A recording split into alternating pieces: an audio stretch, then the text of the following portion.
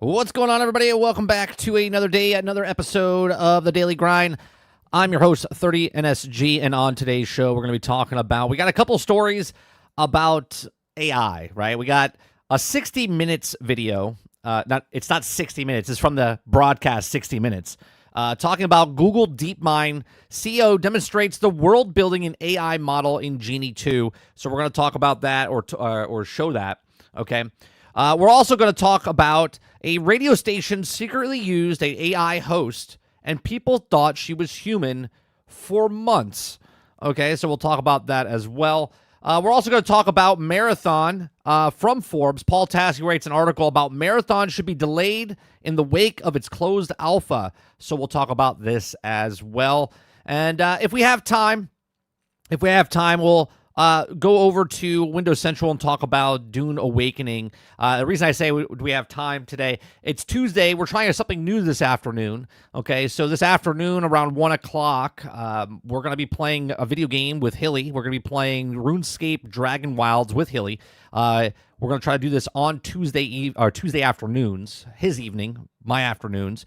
So we're going to we usually go to about 12:30. We're going to probably go to about noon today. Give a little bit of a break so I can go eat lunch and stuff, and then come back and then play some video games for about 2 hours. And then I got a hard out at 3 o'clock because I got to go pick up my son from school. And then we'll be back tonight, 8 p.m. For some Towerborn, which launches today, I believe, this morning while we're live. I think it goes live at like 11 o'clock this morning. So that's what's on the docket today. What's going on, chat? If you guys like what I do here, we do this Monday through Thursday from 10 o'clock in the morning till noon Eastern. If you like it, hit that like button. Hit that subscribe button. If you'd like to go above and beyond that, become a member as low as $5. We do have a goal every single day for a Super Chat. I'm not asking. I'm just letting people know. We are taking all Super Chats and building up. And when we have enough money, we're going to go buy a new computer. So if you guys want to put towards that, you can. Again, you don't have to. I'm just letting it as a reminder. There is a goal every single day to hit a goal for Super Chats. So what's going on, chat? What's going on, War? What's going on, Eclipse? What's going on, Sarge? Big Mo, Titan, Water Bear, Robert Jones, Titan. Did I say Titan? I didn't say Titan, but I did say Titan. Saying Titan again. Travis, what's going on? Hilly, 3 hours time, my man. That's right. We'll be there. We'll be there, Hilly. Hilly, I made a song for us. We have a song, okay? Because the song's title is called RuneScape Dragon Wild Days. Okay, so there's a song called Dragon Wild Days, and that's the opening. It's the opening theme song for us. What's going on, Jason? Someone get Mo a Xbox-shaped cake. He already has one made himself. Yeah, I'm going to start a new character. Starting scratch. We got a new server going on. It's going to be fun. All right, let's start off with the Google DeepMind. Okay, this is a 6 minute long, a little less than 6 minutes. Okay, we're going to watch this. Oh my goodness, before we even start that, Water Bear comes in with a $19.99 new computer. Screw Bungie and Marathon. Thank you very much for the $19.99. I appreciate you very much. And then we got Sarge coming in. Says, let's go. Time for a goddamn PC $10 super chat. Thank you very much, Sarge. Appreciate that. Mo, is it your birthday? It's your birthday? I forget, your birthday's close to mine. Are you in April or are you in May? Let's go on, sorry, too. Yeah, my birthday's in a couple weeks. May 12th. Waterbear says, we're tired of you lagging 30. I mean, I really want to play more PC games for you guys on stream.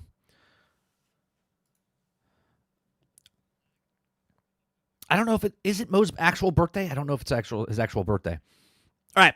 So the first video we got going on here. Nope. Just kidding. Eclipse. Eclipse says, new PC, let's go. $10 super chat from Eclipse. Thank you very much for the super chats here.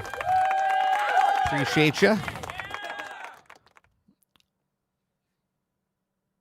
Yeah, it's the same day as my son. May 12th. Wait a minute. Oh, yeah, today is your birthday. Oh, your son's birthday is the same day as mine. Oh, look at that. See? We all like conjugate against it, because Tauruses are the best. We know that, Mo. We know that.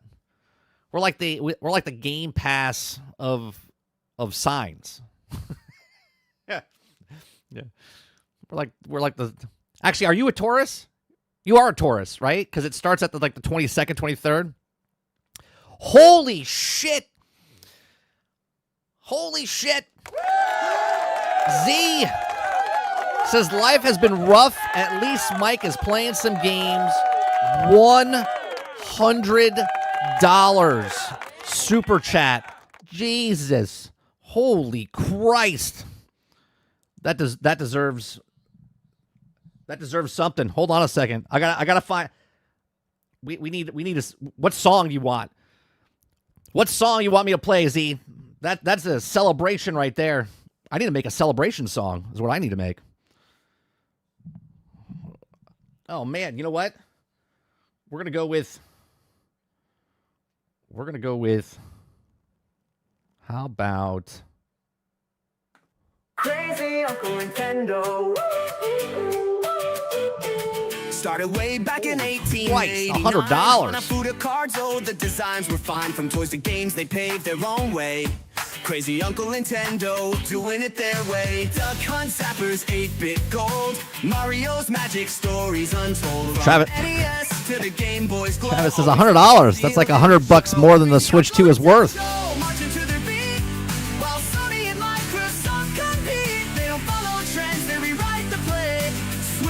Coming and it's here to stay. 64-bit dreams, we slid down the slopes. We got us moving, smashing all hopes. They dig when others zag, it's a thing they do. Breathing life into dreams from Link to Pikachu's team. GameCube vibes, controllers so strange. Critics said no, but we gotta go wait for the chorus line. The Switch broke the mold, hybrid delight, and now the Switch 2 shining so bright. Crazy Uncle Nintendo, marching to their beat, while Sony and Microsoft compete. They don't follow trends, they rewrite the play. Switch 2's coming and it's here to stay. 64-bit. All right, there you go. Holy Christ! Thank you very much, everyone, for the super chats this morning. Funny story. The other night, was it Sunday? I think it was Sunday. Yeah, it was Sunday. It was Sunday night. I went to turn on my computer, and the fan malfunctioned or died on me, and I was like, oh shit, right? So I had to install a new fan. Like that night, I had a separate one that I bought months ago just in case, and I put it in, and when I disconnected the fan, right, I had to take the computer apart and stuff. I took my graphics card out, I took the fan, I disconnected it from the computer, and I don't even know what kind of adapter piece. It had a bigger port, right, and then I got a what the hell? I think I just threw a box away. Yeah, I just threw the box away. But the fan that I installed had a 4-pin instead of the bigger pin. Right? And I was like, where the fuck do I plug this in? So I have my whole computer disconnected. I have the fan, and I can't find a place to plug it in. And I'm like, holy shit! Thank God for YouTube. Typed it in. I said, I have the Corsair whatever fan. Okay, typed it in. I said, I need to install it. It said, just find this pin on your board. And I went,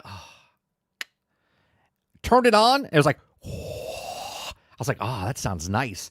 My other one sounded like a tick, tick, tick, tick, tick, tick, tick, tick. It sounded like an old wind-up car that you had to, get started. So we have a new fan on the back of the case right now. It's like meal pieced together. 6 months ago, we put a new battery pack in, or a power supply in. Now you have a new fan. Front fan's new. Back fan's new. It's like an old beat 'em up. What's going on, house? Yeah, Ginger Prime came in yesterday and said we're doing all things into conversion of Nintendo Switches, right? So when you buy something, you have to put it in how many Switches is it? Water Bear sells. Well, it was either give 20 to 30 or buy eggs today. Yeah. Are eggs still... This sounds ridiculous. Water. I don't know how much eggs are because I haven't bought eggs in 20 years. So I know eggs are up in price. I think they're down now in the lower price, right? But I don't buy eggs, so I don't know how much eggs are at the store. I know it sounds like like, oh, 30 doesn't know. We have our own eggs, fresh eggs. I go outside and grab eggs. Saint says, sup, Speeds? Nice. Was going to ask if we checked on Crazy Uncle Nintendo. We did. We just checked on them. They're still crazy. Sarge says, is the fan the right size? Don't fuck her. Yeah, it's the right size. Unlike you, Sarge, I actually understand things that go on in the world. Aku says, don't you love the sound of a new fan? Yeah, when I first started it, it's like, I was like, oh, that's nice. Morning, Wonder Rose.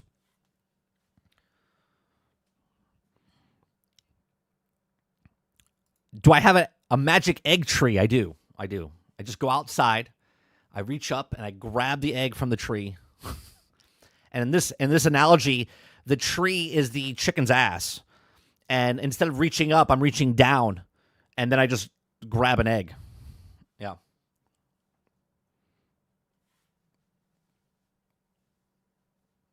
That's what happens. Sarge says eggs went down a little. It takes time to replace 100 million chickens. Right. The chickens have to get to a certain point to start laying the size eggs. Otherwise, they're pullet eggs. And the pullet eggs are much smaller.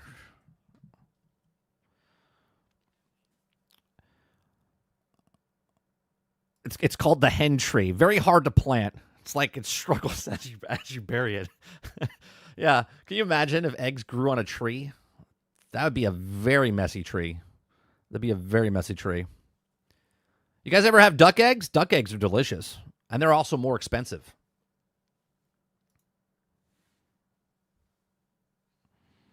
Saint says fresh eggs are the best. Had 7 hens. Yeah. We have lots more than 7. We have thousands of birds. We are an egg farm. I mean, we're more than an egg farm, but that's mostly what we do, eggs. All right, let's start off. Waterbear says, funny story. The other day, a pet hen made its way into our yard. It came up to me, and it wanted me to pet it, and then just walked off. Oh, yeah. If you get a good chicken or a duck, they love to get petted, just like a dog. Yeah, they love it. Should have taken it. Well, in your luck, hopefully, well, it was a chicken. It wasn't a duck. I was going to say, if you had a duck, you could have the duck, but you don't know if it's a male or female. You have to wait for it to lay. Chickens, obviously, you could check the difference between a chicken and a rooster. All right. Let's go with the 60 minutes. All right, we always talk about AI, right? We always talk about AI, and this is Google DeepMind CEO demonstrates what the next world-building AI model. Now, keep this in mind, chat. Okay, I saw a glance of what's happening in this video. It's only 5 minutes and 47 seconds. Just think about everything that we see in the video game space today, and think about EA, think about Ubisoft, think about all of these other companies that want to use this, Microsoft and Sony, how they would love and will love this technology in the future. Okay? If you guys like it, hit that like button, hit that subscribe button. If you'd like to go above and beyond that, become a member as little as $5. Here we go. 60 minutes overtime. This building across the square looks quite new. What is that? That is the Google London office in Pancras Square. This week on 60 Minutes, we reported on DeepMind, Google's artificial intelligence research lab, where we explored what's coming next with co-founder and CEO Demis Hassabis, a leader in this new world. Hello, Scott. It's nice to see you again. DeepMind's AI assistant asked DeepMind's like ChatGPT, which is like Copilot, which is like, everything else out there. can see, hear, and analyze the world around it. It can recognize famous paintings like this one That is Edward Hopper's automat. and guess what its subject might be feeling. What emotion is she exhibiting? The subject in the painting appears pensive She's got dead eyes. and contemplative. But with a little push, it can do even more. Can you create a story around this picture? It's a chilly evening in the city. A Tuesday, perhaps. The woman, perhaps named Eleanor, sits alone in the diner, enjoying a warm cup of coffee. Have you found yourself saying, I didn't see that coming? It's happened many times, actually, since the beginning of DeepMind. And Astra, just being able to be that good at understanding the physical world was not something. You know what I find funny? He just saying how it doesn't understand the physical world. It makes me wonder how many engineers actually understand the physical world. Because a lot of these people, right, and I'm not making fun of them, but look, some people are good with people. Other people are not good at people, interacting with people. I feel like these engineers don't know what the real world is. Do you know what I mean? They're really focused on making AI and making companions and stuff like that, right? Something we were expecting it to be that good at that quickly. While reporting this story, we learn more about the strides DeepMind has made with AI that can produce images, videos, and even three-dimensional worlds. 2 years ago, we were shown a technology that 2 years ago, okay, 2 years ago, there was a golden retriever puppy with wings walks through a field filled with wildflowers. Now, you guys know we've done this on stream, right? We've created artwork and pictures and music with AI. And back then, everyone was like, it looks like shit, right? And I said, that'll be the worst it ever looks today. could create videos with simple text prompts like golden retriever with wings. Oh, look at that. Since then, it has taken a massive leap forward. It's just a way clearer, more. Look at this. Look at this. AI music. Yeah, we do AI music every single day. Okay. Look at this squirrel, right? That is AI generated, and it's video. More detailed image. And the snowflakes sort of falling And on the him and collecting snowflakes as well. falling. Director of Product Management Tom Hume showed us this model called VO2. It recreated the fantastical scene of the golden retriever, but with astonishing photorealistic detail. It even knows how wings flap, like how it would flap in the air. It's pretty realistic Look at that. here. Eventually, we've seen this in science fiction. It's sort of like the holodeck from Star Trek, where you can just imagine any environment, the system will generate it for you, and then you can sort of immerse yourself in that imagined environment. Hassabis and DeepMind research scientist Jack Parker Holder wanted to show us Genie 2. Okay, this next technology they're going to show, because like I said, I watched a bit of this. Okay. It's taking a still picture, okay, a still picture, and then creating everything else. A world model that uses images to create interactive 3D environments. This is a photograph taken by someone in our team somewhere in California. And what we then do is ask Genie to convert this into an interactive world. So we prompt the model with this image, and Genie converts it into a game-like world that you can then interact in. Okay, now I know people are looking at this and going, this looks like shit. Okay, but the fact that it could take a picture and then create a world around that picture based on what it is, and it's procedurally generating the rest, and you can walk through that world, is absolutely insane. Every further pixel is generated by a generative AI model. So the AI is making up this scene as it goes along. Exactly, yes. Someone from our team is actually playing this. They're pressing the W key to move forwards. And then from that point onwards, every subsequent frame is generated by the AI. Parker Holder told us these models could eventually train AI agents to accomplish tasks in these environments. We've created Okay, do you understand what he's saying there? He's saying that the AI itself will learn how to traverse through these environments which then if you make a real robot, instead of training the robot to physically go up steps, you're training the robot to go up steps inside the game, which then it learns how to climb stairs in real life. This world with 3 different arches where on... All right, hold on, let me rewind it here. In these environments. We've created this world with 3 different arches where on the left we see some nice plants. In the middle, it's an opening which we don't quite know what's in there. And on the right, there's a staircase.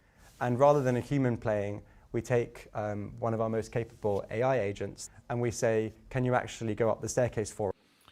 Okay, so now he's saying instead of having a person play the game, he's got a picture here with 3 doors. And then they're telling the AI within the game to take the staircase entrance, okay? For us.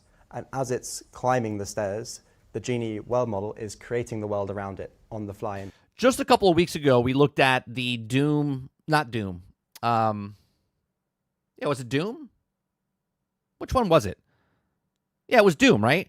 Where it was procedurally generating Doom like this within the system itself. Okay? Or Quake. Thank you, Altern. It wasn't Doom, it was Quake. Okay? That is what this is. Instead of imagining what's up there. Now, look at this. The AI says, okay, I'm going to take the path of the stairs. There's nothing past the stairs. It's just a picture. It's just a picture. Okay? There's 3 paths, just a picture, and it says, okay, we're going to go up the stairs, and now I'm going to procedurally generate what's behind the stairs. As it's climbing the stairs, the Genie world model is creating the world around it on the fly instead of imagining what's up there. Effectively, you've got one AI system playing in the mind of another AI system. What is happening here, chat? Right?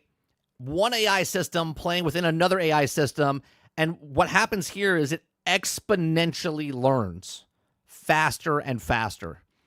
Right? You look at this and go, this is going to be decades away.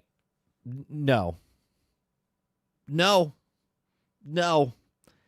This is already happening. We just don't know it. This is what they're showing us. So you've got one generating the world and the other one is moving around and accomplishing goals in that world. And the practical implication of that would be what? So, of course, there's lots of implications for entertainment and generating games and videos, but actually the bigger goal is building a world model, a model that can understand our world. You could imagine future versions creating almost an infinite variety of different simulated environments, which... Can I just say, even these graphics are much better than what I had as a kid. Yeah.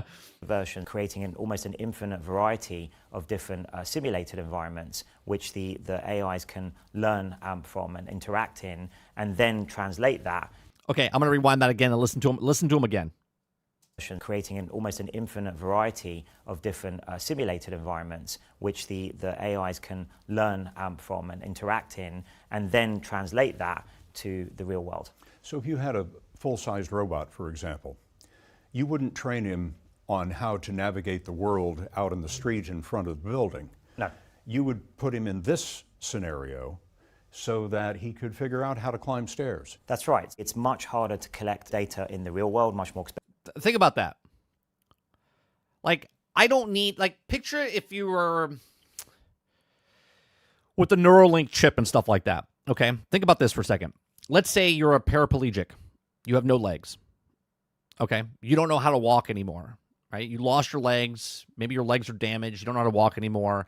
Now they put an AI chip in your brain, the Neuralink chip or something, okay? Or maybe you're wearing an exoskeleton suit, which is now your legs, okay? Instead of teaching you physically to walk again, okay, what they would do is teach the AI that's built into the suit or built into your brain now with the chip how to walk. And then you would be able to walk and navigate again like you never missed a beat.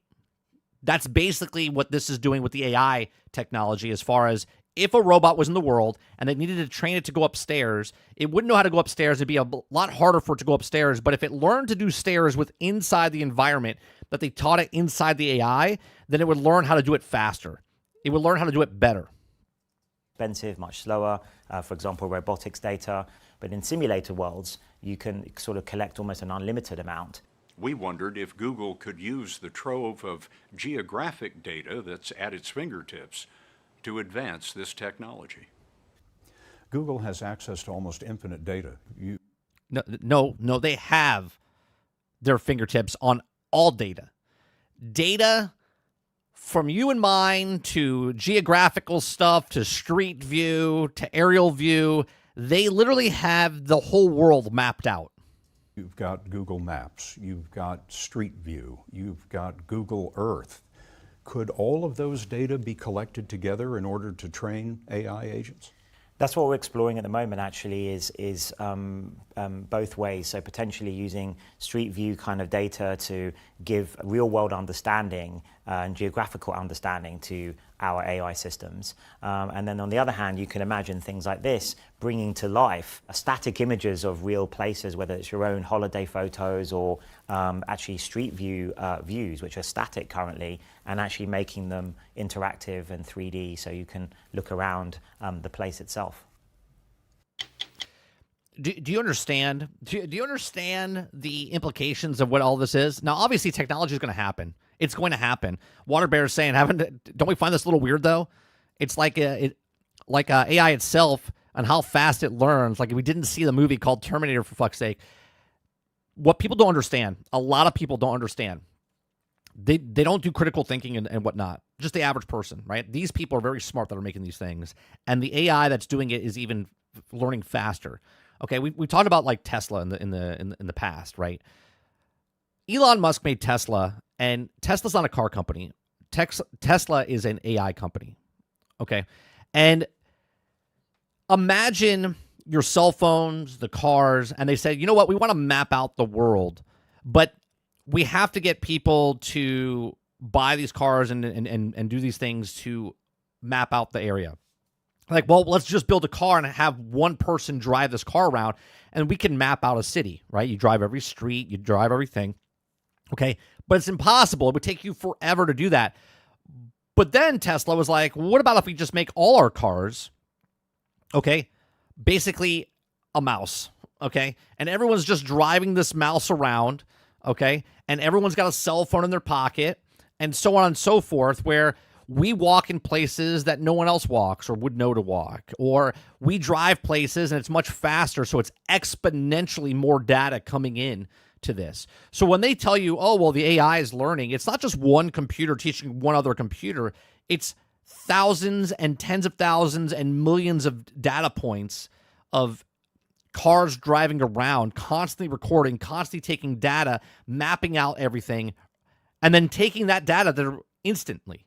Okay, then feeding it into another AI that Google already has access to, right? Now, I know Tesla is different than what Google is, and Google is different than Apple, but they all have their different technologies where Tesla can then say, hey, we have all this data, we can sell that information. We can sell that information to another company like Google, and Google's like, oh, well, we have all this. You ever see the Google truck or car drive around taking the pictures and stuff like that? Well, now they can do that and constantly feed the robot, and then the robot knows, right, where to deliver your goods. They could sell that information to Amazon, and Amazon can then use that, and then they have their robots that can deliver to your house because it's already mapped out. They already know the best route. Exponentially faster and faster. Okay? Now think about this in the video game aspect, right? The video game aspect of this is now you have Unreal Engine, right? Unreal Engine is already doing procedurally generated stuff. But now imagine taking Google Maps or taking where you live, taking that footage of your house and your area and where you are, your neighborhood, and you could feed that into something and then make a game just in your neighborhood, right? We're talking small scale here, right? Where all of a sudden I'm taking the information that's on Google, take a still image of my neighborhood, insert it into this AI, and now AI is now making a video game level based in my neighborhood, okay? And now someone can create this much faster, right? Much faster than anything else ever created, right? They took a still picture and walked through, and sure, you can look at this and go, oh, well, the graphics are terrible, right?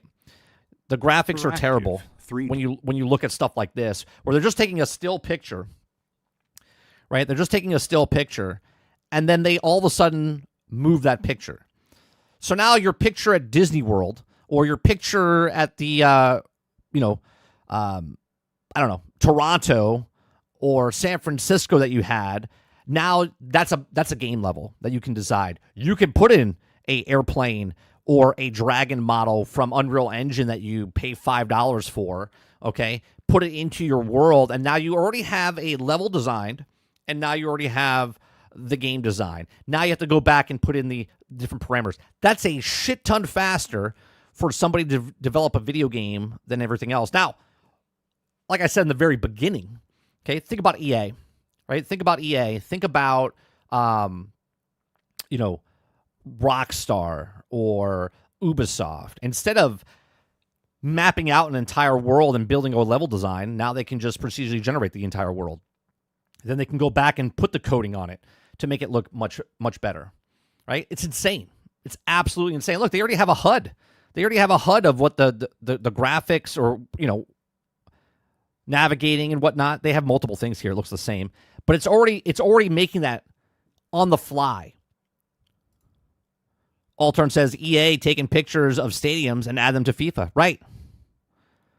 And there's already pictures out there, so they don't really need to make anything. They can just take the pictures that are already out there, which then goes into a whole nother realm, right? Goes into a whole nother realm of, what's it called? Of who's stealing whose information. Because if I take a picture and then upload it, I'm the picture holder. Okay, but someone's taking that picture and then using it for data for the robot. Now the robot's taking my information that I took a picture of that I'm the owner of. That's what's happening right now with a lot of how they're training the AI models, right? There's lawsuits and stuff going on right now for that.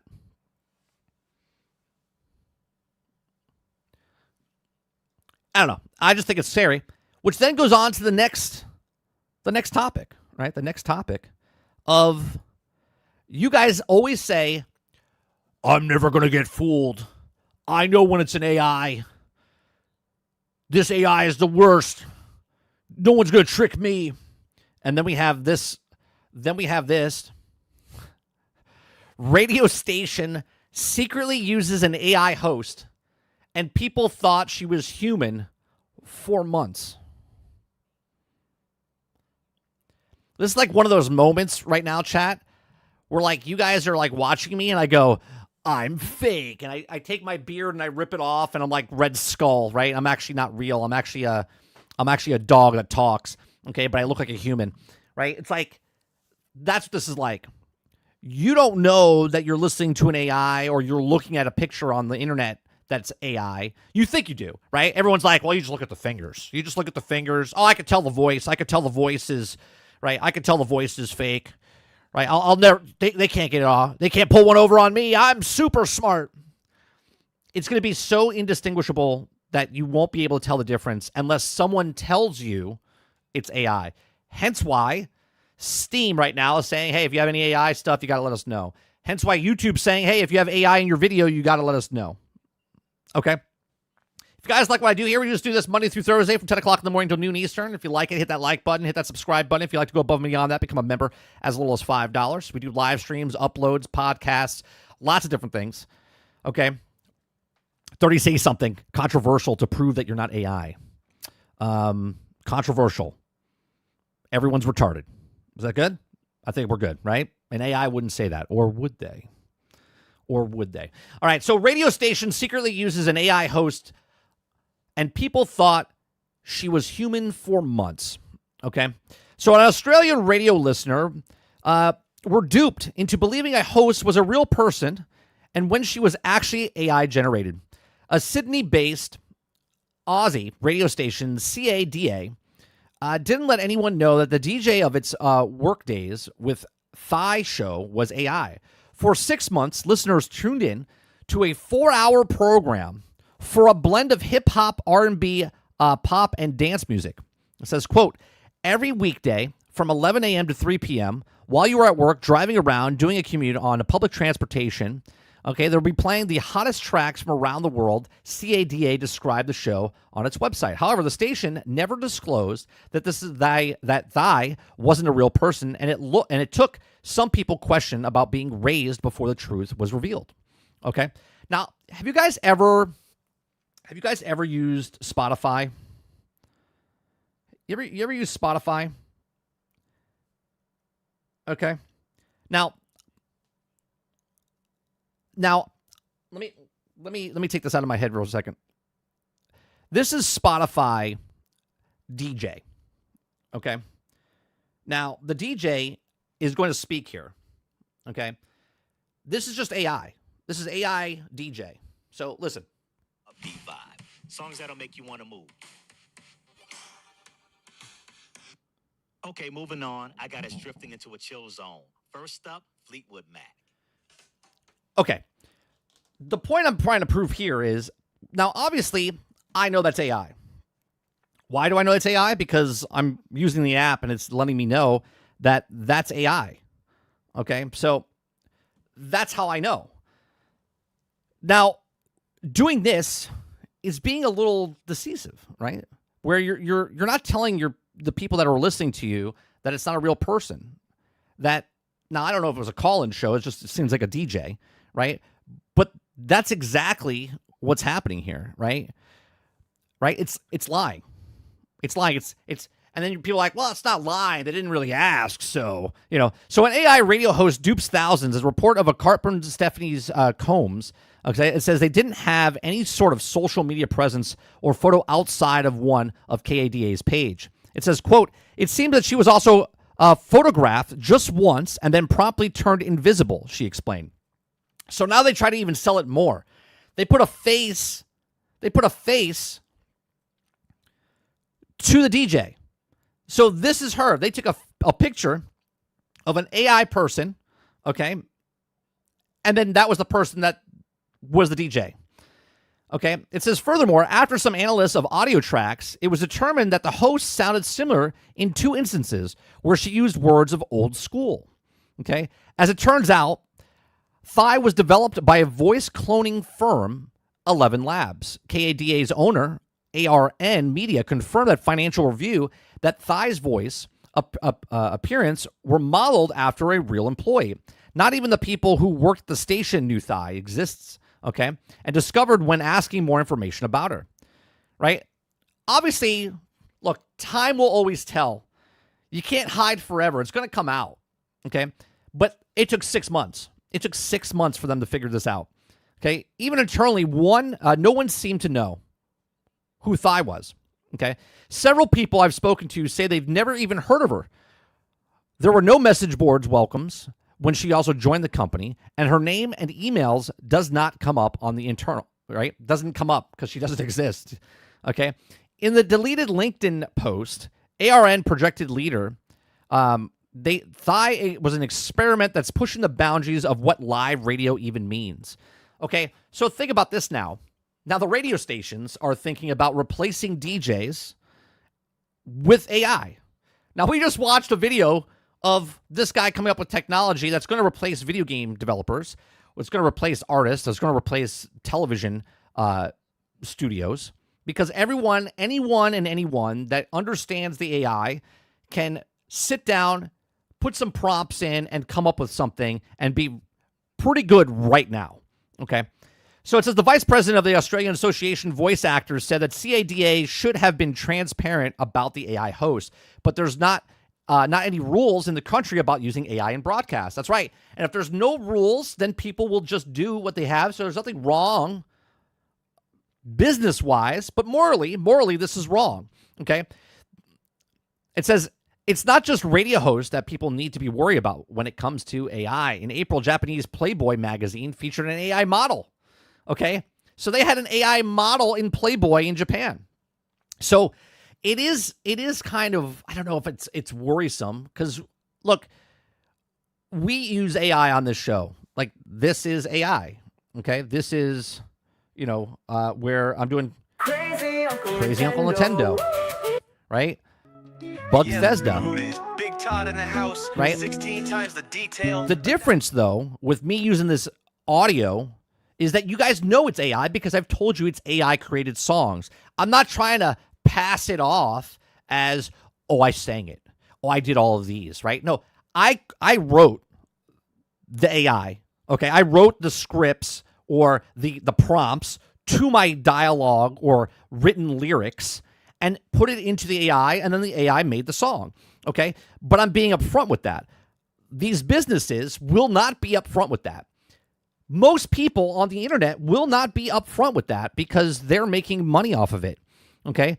They're making money off of it, and they want to try to stay. There's thousands and thousands of channels that are making VTubers and AI created stuff and just putting whatever they want out there. And no one's going to bat an eye because they're so small, it doesn't really matter, and they're not really hurting anybody. But the real thing is that they are trying to get one over on you, right? They are trying to pull one over on the people that are watching the show, right? Where you're watching, there's no difference. There's no difference in the AI on people's YouTube channels as it was. Remember a couple years ago on Twitch, where the girl that was on, I forget the channel's name, but the girl was real. She's on camera.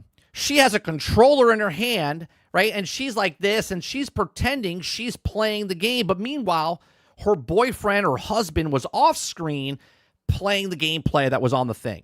Okay. Now, obviously, it's not a big deal because you're like, oh, who you're hurting. But when people think that she's good at the game and all of a sudden she slips up because she's not actually playing the game and it comes across as that, hey, her thumb was doing this, and some nerd out there looks at it and goes, she's not playing the game. Then it starts to get out there, and then people are like, wait a minute. What is happening here? What is real? What is fake? If it comes out that she's not playing the game, what else is she lying about? What else is she not selling to us? You know what I mean? That is the thing. When you break the trust of people, you're never getting them back. You're never getting them back. Okay? SSS Sniper Wolf, is that the girl though that was doing the runs blindfolded, or is that a different person? The one I'm talking about, I don't remember. It's not the one that was doing any kind of runs. It was just her playing games, but she actually wasn't playing games at all. I forget what the character was, right? So let me ask you, chat, if you found out that someone that you thought was really good at the game, but all of a sudden they're not really that good at the game because they're using AI to aimbot, that takes credibility away from them, right? Their whole thing is built on a lie. Same thing that goes with people that have bots in their chat, right? It doesn't hurt anybody, but then all of a sudden you find out that they don't really have that many people watching them, right? There's 600,000 people that are subscribed to them, but yet they only have a certain amount of people. You're like, well, this looks kind of weird. Okay, that would be a little like, well, you're lying to us, and that is what's happening with AI. Okay, where they'll try to sell you a game, they won't put it on the box that is made by AI. They'll tell you it was made by like a small team. Okay, and you'll never know because internally there isn't any. But time will get out because people in the industry talk to each other and they'll be like, hey, what was that new game that came out? Who was the studio? Oh, the studio was Sure Gaming. And they'll be like, oh, Sure Gaming. Oh, they're cool. I want to get a job with them. Oh, they don't really hire anybody. Well, why is that? Right? Then it starts to get, and you're like, oh, wait a minute. Then it finds out that, well, Sure Gaming, again, I made up the company. Okay. Maybe there's a company out there called Sure Gaming. I'm sorry if, all right.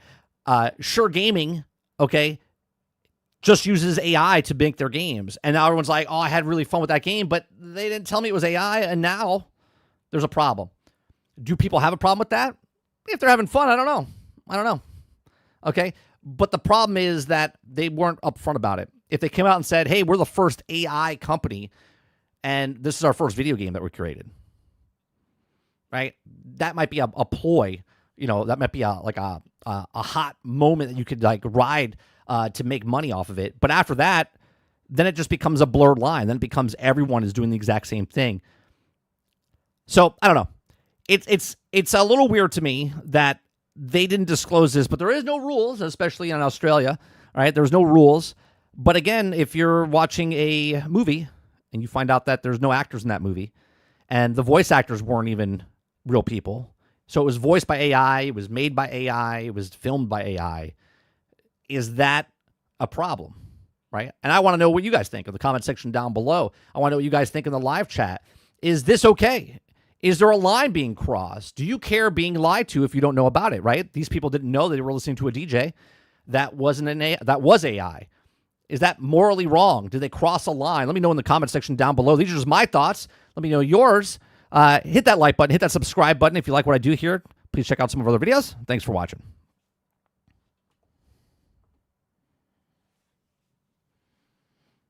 All right, let me see what you guys are saying here.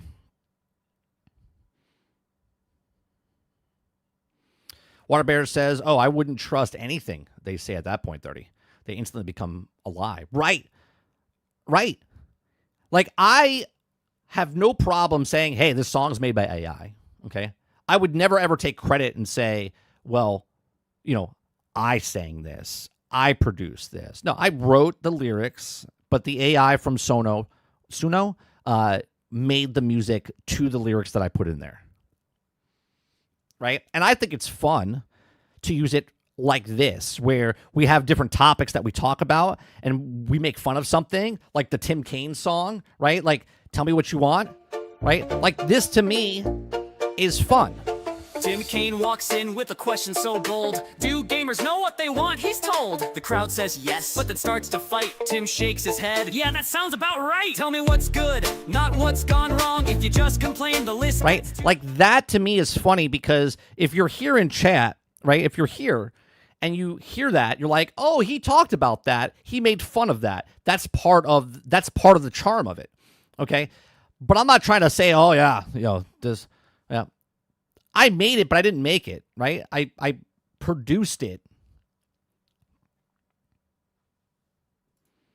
Eclipse says, I'm pretty sure she was the one, looked like she was playing Call of Duty, but wasn't her. It was her boyfriend. That might be the one I'm thinking of. I don't remember what game, but it was like a year ago or so. Maybe even longer than that.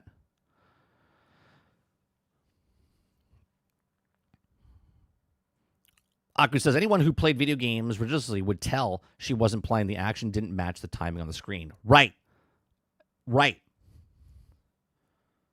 And it's something for like the smallest detail like that, you know, Aku, where there's something about it when just what happened with Elon Musk just a couple months ago, right? He's the #1 player in the world. And nobody would have cared if he just said, yeah, I paid someone else to level me up.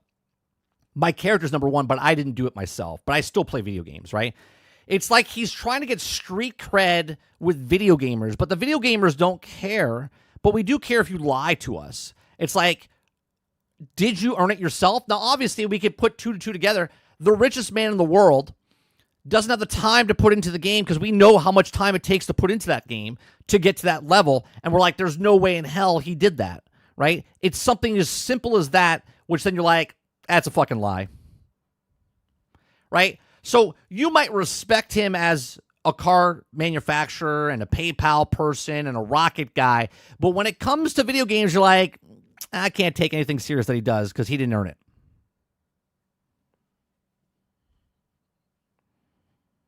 Drummond says, man, so all these people commenting on this chat is not real, huh? At all. Maybe. Who knows? I mean, it would be really hard for me to give myself, make 4 different accounts and give myself $140 from people that are not real. I don't know. Kylo says, Randy Pitchford released a video, but deleted it since it released the video earlier. Wait. Randy Pitchford released a video, but deleted it since he released the video early. So there's something, he fucked up. August says a lot bigger than the companies are going to want to tell if they have a heavy use of AI instead of human devs, because they will also feel less sympathy for obligation and give less money. El Nini says, as a consumer, if it's good personally, I don't care. Right, El Nini, right? And that's what a lot of people say. Like, look, I don't care if one person made the game. I don't care if 1,000 people made the game. I don't care if AI made the game. If you don't care how the sausage is made and you just want a product and put it out, most customers won't care, right? And I'm like, this radio DJ not being said that it was AI is kind of wrong. But at the same time, if you were enjoying the radio DJ, okay, now it would cross a line. Like if she's taking phone calls and giving advice to people, do you see the line being crossed there, right? Now, obviously, it's different for video games and radio shows and whatnot. But if somebody came in and poured their heart and soul into me, I took calls in and started talking to people and gave advice, and then you found out that I wasn't real, and the advice that you took was from an AI, that's fucked up. Right? Now, obviously, she wasn't giving advice. She was just a radio DJ. Hey, the next song up on the thing. Tell me what you guys think about what your favorite song of the 1990s was. And you're like, oh, okay. And you call on the show, hey, Thigh, I was just telling you, I really like Black Eyed Peas. And, everyone's like, oh, cool. You know what I mean? Like, is that harmful for anybody? Probably not, because they don't care.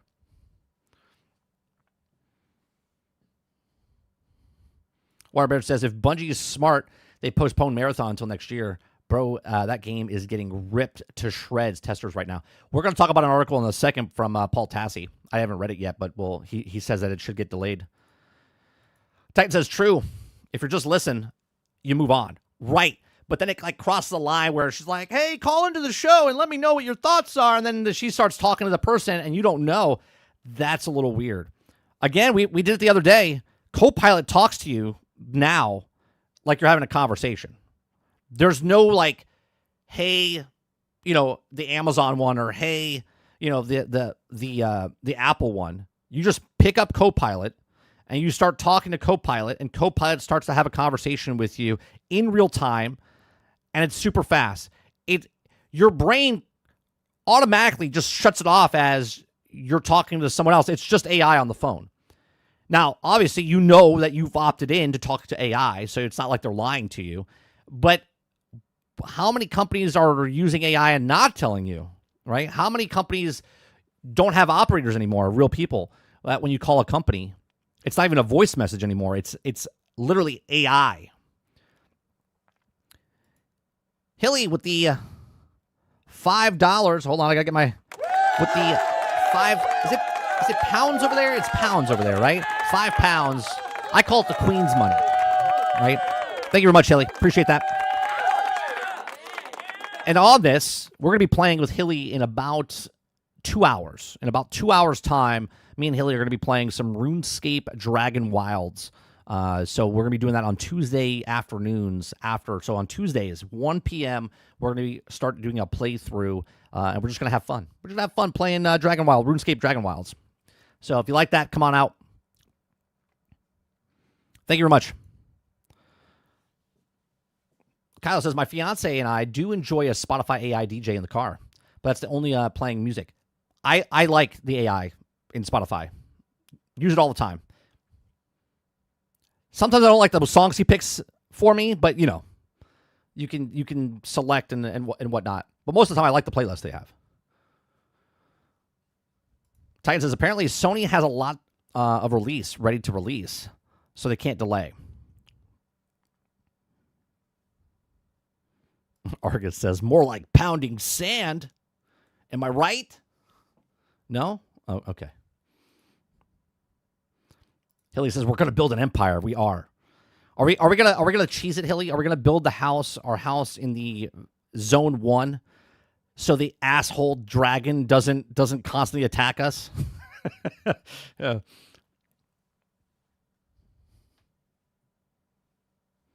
Travis says, I'll be watching it. Although we all know that Dragon Mild isn't Expedition Perfection 33. But why would you even compare to that? If you're gonna talk shit about the game, Travis, you got to talk shit about it how it's not Valheim or not Ark. You got to compare it to other games in the same genre.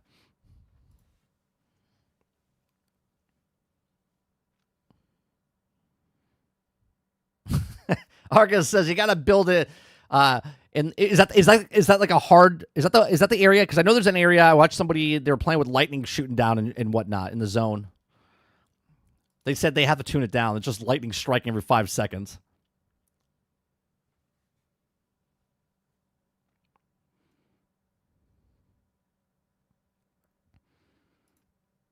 Nah, I'll compare a mid-game to a perfection game. All right, well, that seems reasonable, Travis.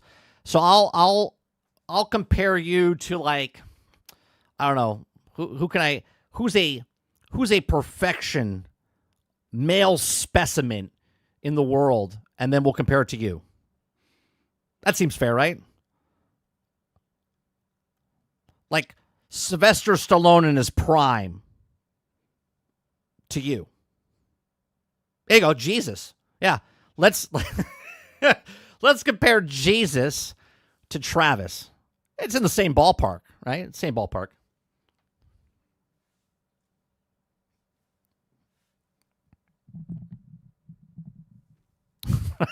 Ron says Pedro Pascal. Well, I'll be honest. I like Travis more than I like Pedro.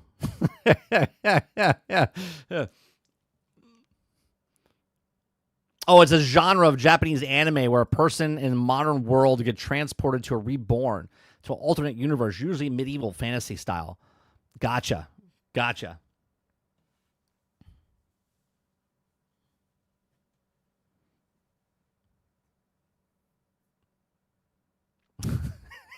Jay Breezy says Travis holds up. Jesus can't.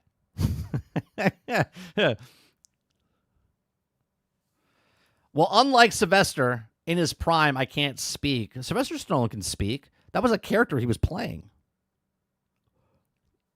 I mean, but all right.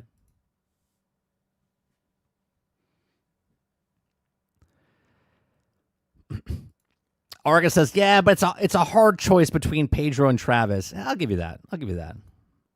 Slight edge. I don't know. Wait, let's figure this out. Travis, would you wear the helmet nonstop as the Mando, and would you bitch about it? Let's see. Did you know, Travis, that Marlon Brando, he literally put cotton in his mouth when he filmed that? Did you know that? He literally shoved cotton in his mouth and then spoke.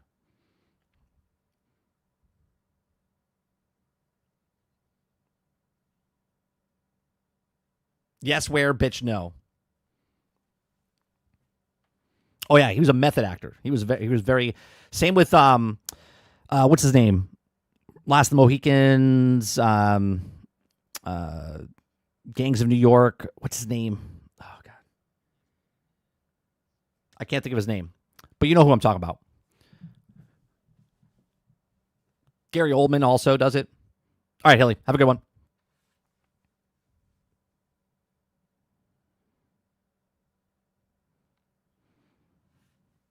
Yeah, you got these method actors, man. They go in. Even Chadwick Boseman when he was playing Black Panther, he would stay in character the entire time when he was playing the Black Panther. It was like freaking people out on the set. Daniel Day-Lewis, thank you. That's who I was thinking of. Gary Oldman's name fits now. I'll give you 2 points. I'll give you 2 points for that, PS5. All right. The next story we're going to talk about here. Why is this? I don't want this video playing on the side over there. All right, here we go. That's off the screen. The next story we're going to talk about is Marathon should be delayed in the wake of its closed alpha. If you guys like what I do here, okay. I hate Jared Leto, El Nini. You like him? I don't like him. He's one of the reasons I don't want to watch the new Tron movie. But that's just me. I'm not a big fan of his. But if you guys like what I do here, we do this Monday through Thursday from 10 o'clock in the morning until noon Eastern. We just cover news stories, have conversations. If you like it, hit that like button, hit that subscribe button. If you'd like to go above and beyond that, become a member as little as $5. I do appreciate you. Okay?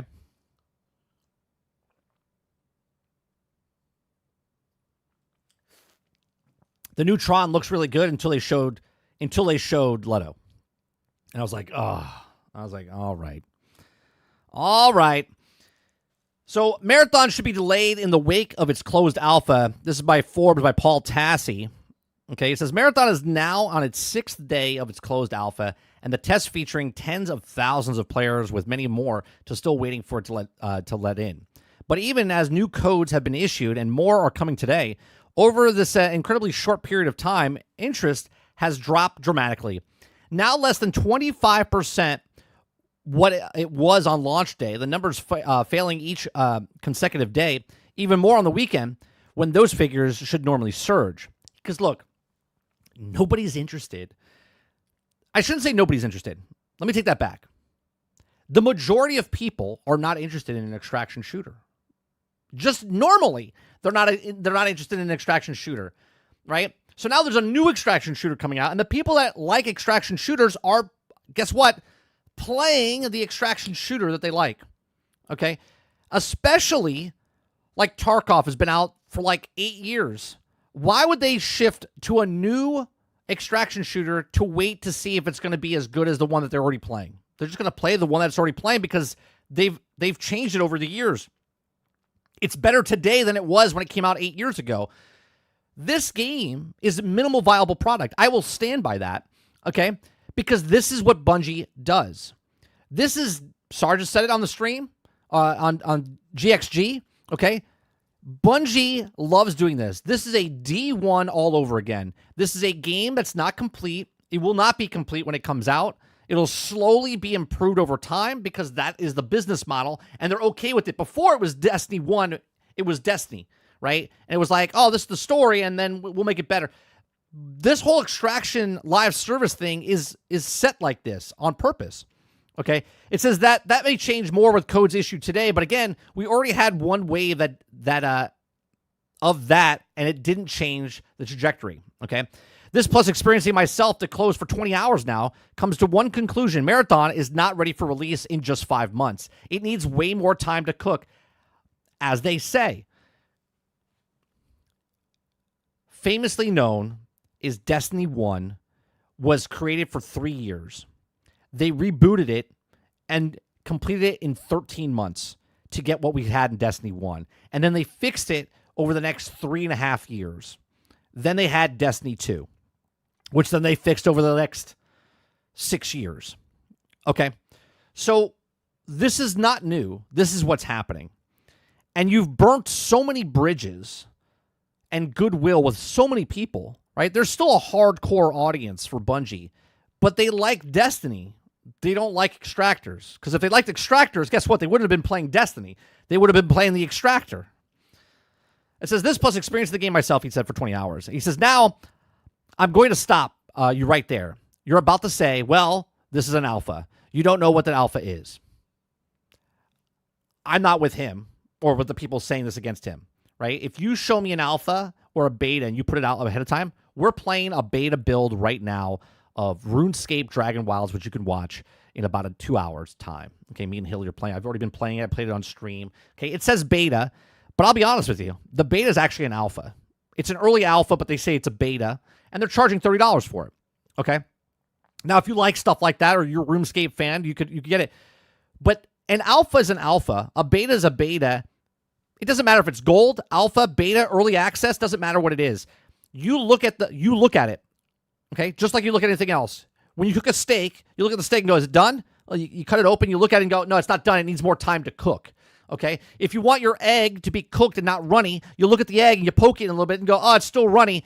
It needs more time to cook. You look at what this game is, and it needs more time to cook. Okay? It says, but the expectation I'm seeing from the group are so high that people are mixing it up being in alpha and compared to a preview alpha. I'm even hearing people citing the GTA 6 leaks as some sort of evidence that games don't understand development, and generally that is true. But if you think the current closed alpha comparable to leaked years-old footage and an in-development game, that is not what this is. Okay? Bungie has already told us what's coming.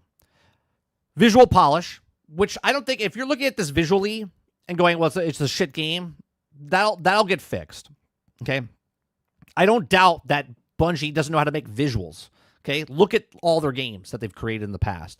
They all look beautiful when they come out, right? That's one thing when it comes out in 5 months, that'll be fixed. Okay?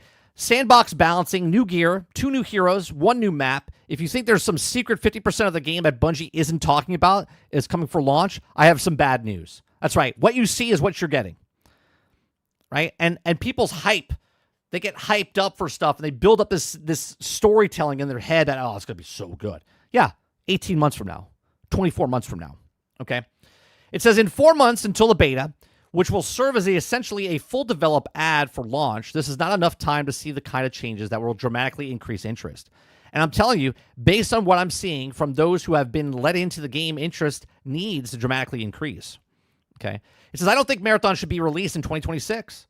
And it may even need something to significant as a 4 to 6 month delay past its September target. And this would be way more potentially address significantly issues with the game, including but not limited to. Now, say what you want about Paul. Paul knows games. Okay. He's a journalist, but he knows games. He plays a shit ton of games. He understands. Okay. When we were on the podcast together years ago, okay, he was right about a lot of things because he plays a lot of different games. Sure. Was he biased towards something that he liked? Yes. But he understands when a game comes out that it's not complete and it needs more time. But do you think Sony cares? Do you think Bungie cares? They might care, but the business of Bungie doesn't care, and Sony doesn't care. They're like, we need something out now, and we'll fix it over time. Deal with it.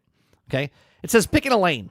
Marathon needs to ultimately decide it's going to make changes and make it even more hardcore extraction shooter or more directly after the Tarkov-like player base, or if it's going ahead the other direction and make an extraction shooter even more accessible than what we're seeing here. And for the period of time past the initial few weeks of launch, that way included some of the following. Now, here's the thing. There's people pushing back right now. They had a vision, and they said, we're going to make this the most casual, most broad audience extraction shooter out there.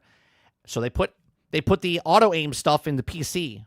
And then all of a sudden, the PC player's like, we don't want this shit. Take it out. And they're like, wait a minute, this is supposed to be the most casual extraction shooter, but now they're going the opposite direction, right? Now they're trying to please this side, and they're trying to please this side. We've had a conversation about this with the Battlefield, the next Battlefield game that comes out, okay? They want to make it Battlefield, but they also want to make it Call of Duty, but they also want to make it an extraction, but they also want to make it a BR, right? And they're getting pulled in all these different directions. They don't know what they want to build, so they're building all of them and seeing which one will land the best, right? But they're going to destroy their player base in the moment of it, right? That's what they're doing here. They're like, we want to make a casual extraction shooter, but we also want to go to the hardcore people because we want the hardcore people to play the game and pull them from the other games. Good luck to you. Good luck to you. Okay? It says solo players.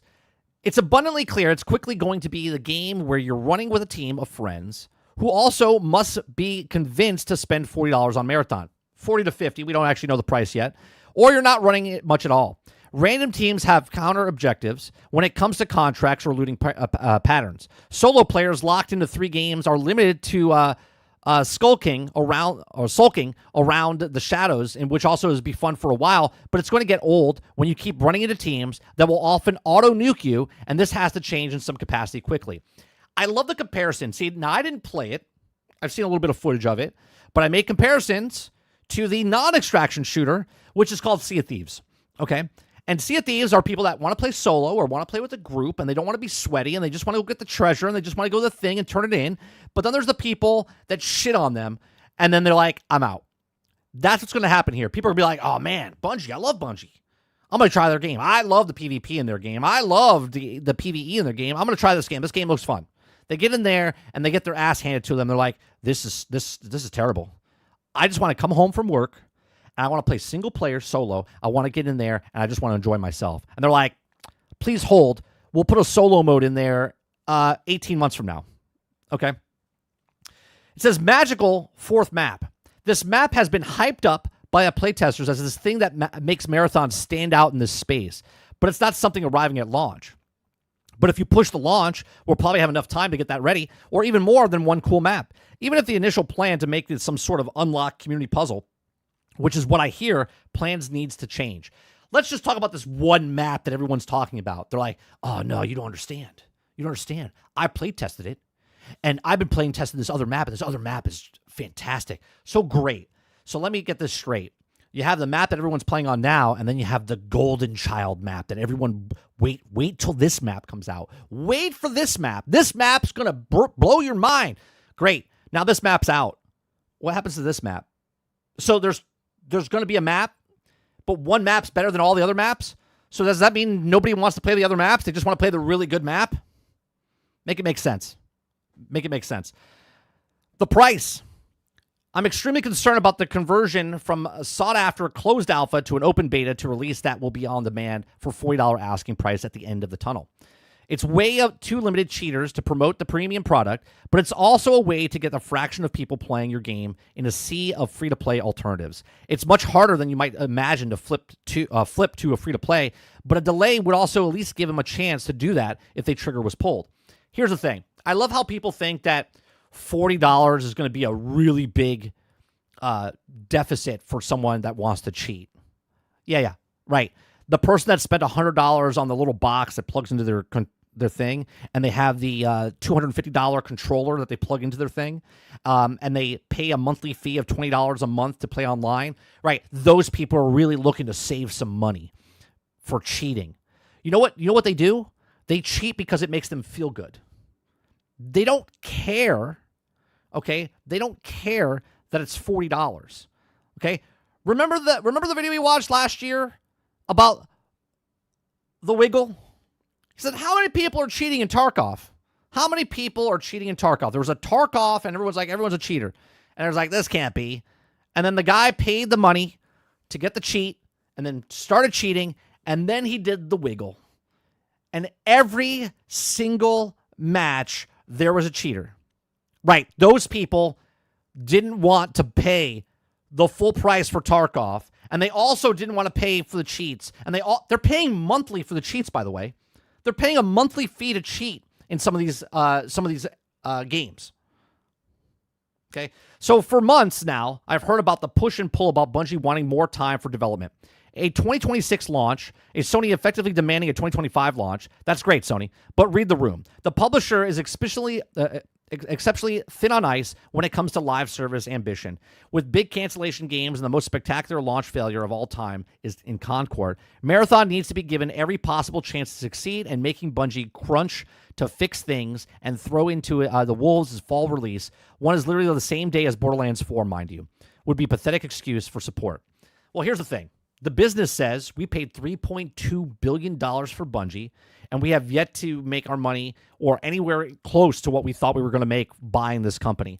Okay? If you guys don't remember, Microsoft was in the ballpark to buy Bungie, and they said, you're overpriced. And then they went to go buy Bethesda instead for $7.1 billion, which is a much better choice. Said it back then. We didn't even know that they made an offer to Bungie until later, and I said, yeah, see, they got the comps, and the comps said, no, you're overpriced. So they went somewhere else and got a better company, okay, with much more IPs than what this is. They don't have that many IPs. And this is why you look at Sony, and they're like, we don't have that many IPs. Bungie's making a Marathon game. We want that out there. We need another hit on our hands.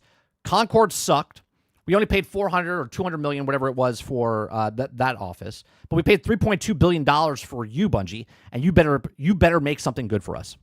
Okay, you already, again, internally, we don't know if this is actually true. We don't know if Bungie said, hey, no, you got to stop making the Last of Us multiplayer. You don't want to do this. This is not good. They said, oh, yeah, Concord's going to make it. And then all of a sudden, now they're up to bat. They're up to bat. They were on the on-deck circle. Okay, they're warming up. They're like, yeah, no. Yeah, that's going to do good. And then now they're up to bat with Marathon, and no one cares. Nobody cares. Why? It's just weird, man. Like, Destiny is a social game, right? It's a social game. PvE, PvP, story-rich, and then they want to go do something else. Cool. Respect it. Go do what you want. But if you have all these people here, you might want to capture these people instead of going for a brand new audience that you don't know if they're going to be there for you. Okay. It says, none of this guarantees success. A 6-month delay, a year delay, you're still in the fundamental trying to convince both casual and hardcore players to play this kind of extraction shooter. And this is not changing. But the time will be as much worse position and force out 5 months from now instead of talking a lot of to absorb alpha and beta feedback to address the larger obvious issues. It would also be nice if it was also these launch wasn't good, but also got really good with more time before launch happens instead of waiting for the inevitable reaction. He says, I don't have a great feeling about this, in honesty, but I do not think that the game is in position to have a strong launch in September, alpha or not. I mean, he's not a psychic in any way, shape, or form. We're all thinking the exact same thing. We're all looking at this and going, why is Marathon coming out the same day as Borderlands, right? There's other days that you can come out. Why are you coming out in 5 months when you don't even know what your price is yet? You don't even know what group you're going for. Casual, hardcore, right? There's so many things they don't know what they're doing, but they're like, trust me, bro, we got some good stuff coming, right? 5 months. This game has been in development since 2018. Okay? Lupo, okay? Dr. Lupo said he was playtesting it back in 2018 on an early build. 2018, 2019, 2020, 2021, 2022, 2023, 2024, 2025.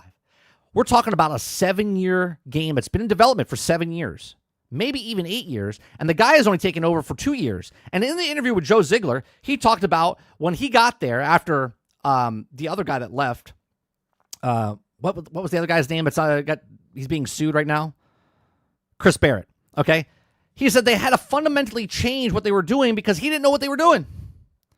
Which sounds eerily like what Anthem with EA, with BioWare, when they had Anthem. They didn't know what they were making until they saw a trailer and they're like, oh, that's what we want to make. Okay. And the funny part is, look, you want to make a game for everybody, but making a game for everybody is making a game for nobody. You got to pick a lane. You got to pick a game and a lane, hardcore or casual. If you're going for casual, then you're not going for hardcore. And if you're going for hardcore, then you're not going for casual. But you can't just play the field. Okay? If you guys understand that term, right? When you play the field, you're not dedicating yourself to one person or not. You're just playing the field. You can't give your 100% effort to anybody. But when you pick and choose that one person to be with, okay, then you can give your all concentration to that person, and then that you give everything to that person. Give everything to the person that you're going. In this analogy, if you're a game developer, pick or choose who you want to be in bed with, casuals or hardcore. But these are just my thoughts. Let me know yours in the comment section down below. Let me know what you guys think in the comment section. Let me know what you guys think in the live chat. What do you think of a Marathon? Okay, I almost said Anthem. Okay, what do you think about Marathon? Okay, do you think in 5 months this is going to come out and it's going to be a smash hit? Do you think the player base is going to be there? Do you think they're going to pick the casuals? Or do you think they're going to pick the hardcore? Or do you think they're not going to pick and they're just going to sit on both and not pick a side? Let me know in the comment section. Let me know in the live chat. Please make sure you share, like, subscribe, and if you like what I do here, check out some of my other videos. Thanks for watching.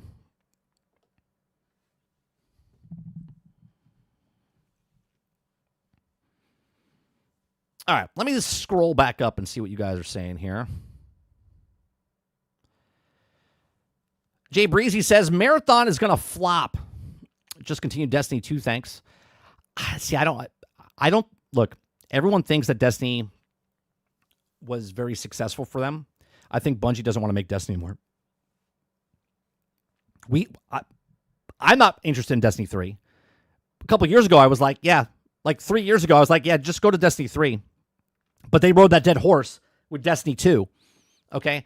I'm not interested in Destiny 3, but I'm not everybody. But if they make Destiny 3, it's just going to be more of Destiny 1, Destiny 2, so you're going to wait, 5 years for the game to be done? Aku says, Jay Breezy, they have 2 flops coming, Marathon and Intergalactic. I don't have much faith in the second one. Intergalactic is a single-player game, so that's different, right? That's different. It could flop, it could not flop. It all depends on what the budget is. It all depends on, good game or not. I don't know. The one that, though, you need a player base, which is Marathon, that's in shaky grounds right now. Kyle says they really should have just did what Siege is doing and also have a huge graphical update, practically change the whole game for Destiny 2. Warburg says, in current state, this game is going to fail hard. Ron says, Marathon will challenge Concord the title. I don't think I think it'll last more than 12 days. 100% it'll last more than 12 days. I can't imagine 2 games coming from one company lasting both 12 days or less. Kylo says, probably better off just keeping the same art style and just have an extraction as the game mode and add normal modes like Halo game.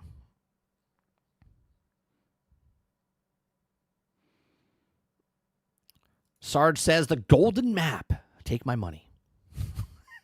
Like, what is this map?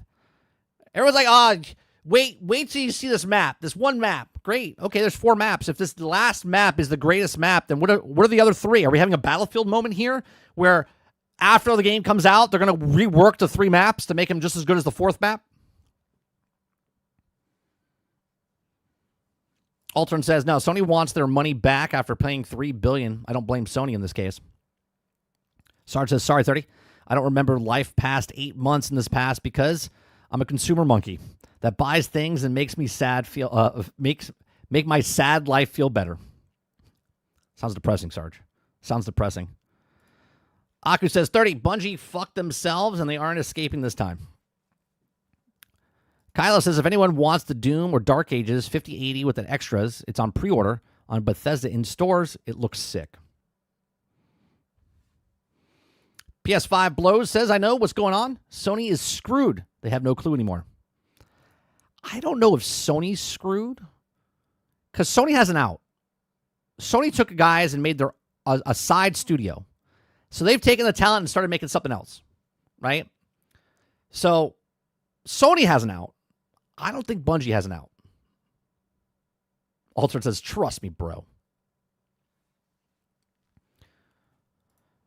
Jay Breezy says, didn't Borderlands change its date? I don't know. If is that the tweet that that someone said earlier that he came out and then took it down? Kyle says, yes, to the 12th. There you go. So I don't know. We do a morning show, Jay Breezy, and I don't see all the news that happens instantaneously. So if that's the case, then there you go. Which makes sense, doesn't it? Like, why put 2 people together? And the question is, why did they move it to the 12th? Is something else coming out now? Watch, they move it to the 12th, and then Grand Theft Auto comes out on the 24th. Could you imagine? Could you imagine if that was the case?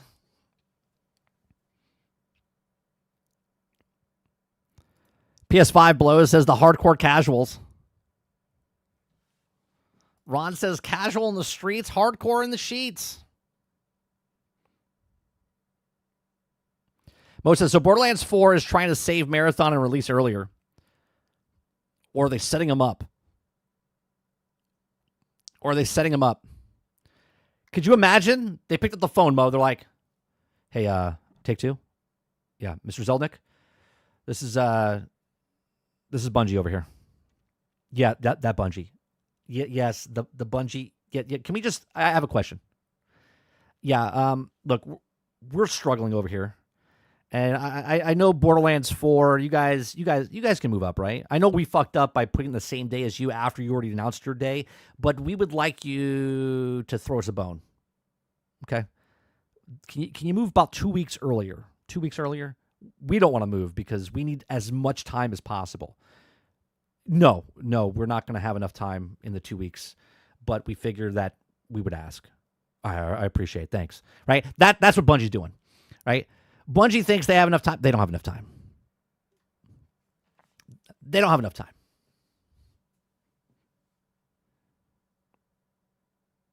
Aku says, I'll take a D1 remaster over this shit. Coming right now. Eclipse says, oh, that happens. They're going to screw Ghost of Yote. Wait a minute. Ghost of Yote is coming out? That comes out the 1st, right? What day does Yote come out? Wait, I got to bring up a calendar. Yote is coming out in October. Hold on, let's see. Okay, Yote is coming out on the 7th, the 2nd. Yote is coming out on a Thursday? That's kind of weird. Okay.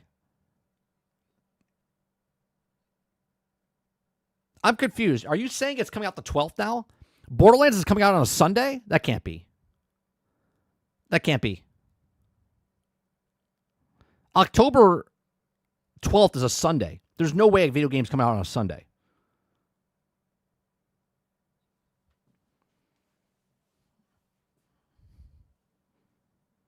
Did I misread what you guys said earlier? That they moved it to Sunday or to the 12th?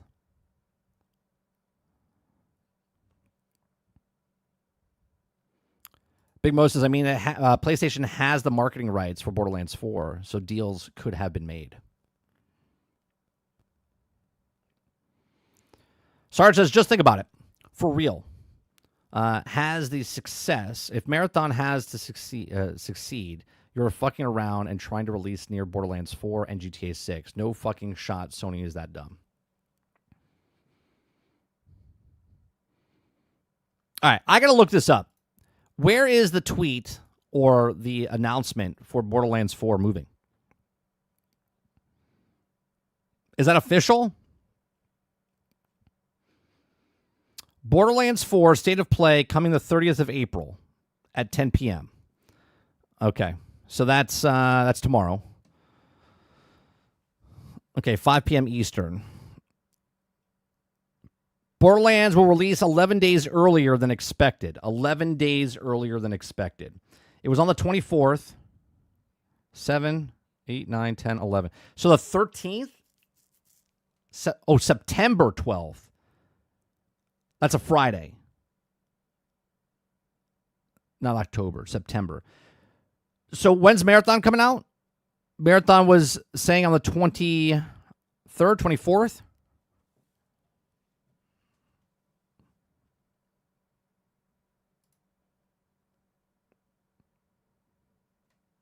Let's bring it up here.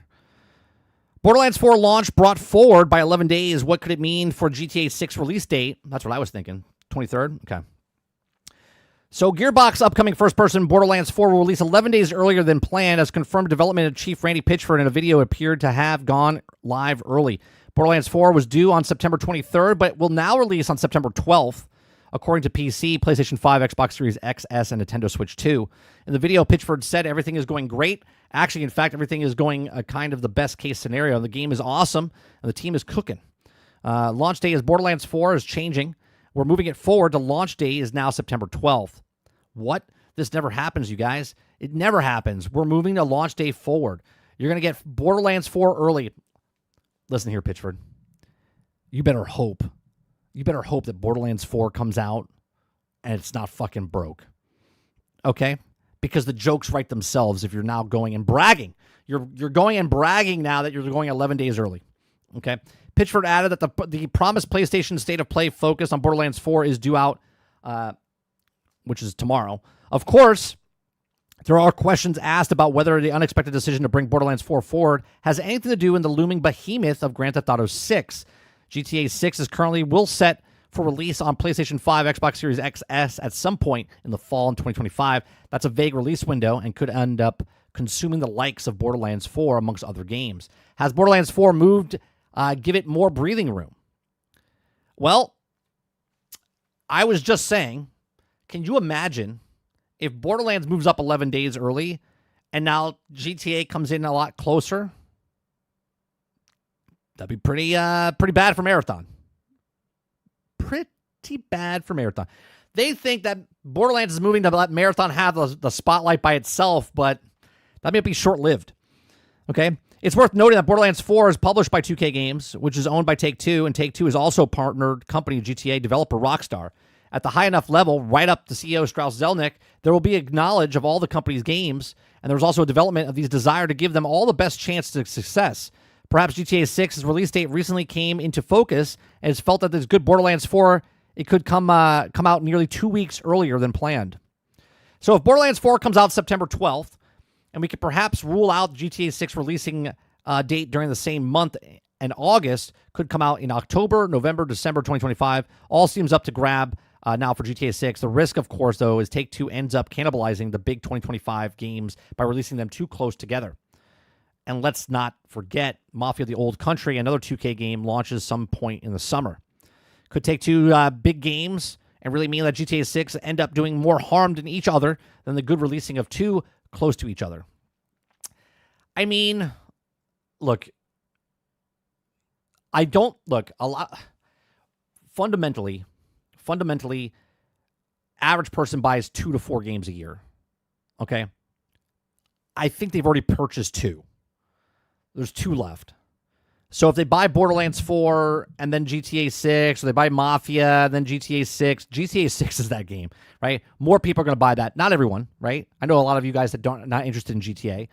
But the fact that there is cross of someone that plays Borderlands will also play Grand Theft Auto, but at the same time, you're also not going to stop the people that have the money that want to pay for this game and also pay for that game. Now, obviously, $80, $90, $100 video games are in the conversation now. So we'll see what happens if the average drops dramatically between 2 and 4 video games to 1 to 2 video games. Okay. So it'd be interesting to see what happens. I would laugh my ass off if 2 weeks prior they moved up 11 days and then Grand Theft Auto like happens 21 days after that. Like it's the first week of October. That would be hilarious. I'd be like, ooh. I'd be like, oh my God. They're done. Towerborn is out now on Game Pass today. I think that's what it's called. Yeah, Towerborn. We're playing that tonight. We're playing that tonight at 8 p.m. Eastern. I'm going to be playing actually this afternoon after I get done with around like 4 or 5 o'clock. I'm going to play a little bit. And then we'll play it tonight with any members that want to play. You can come in tonight. We'll be playing some Towerborn. It's cross-play against PC and Xbox.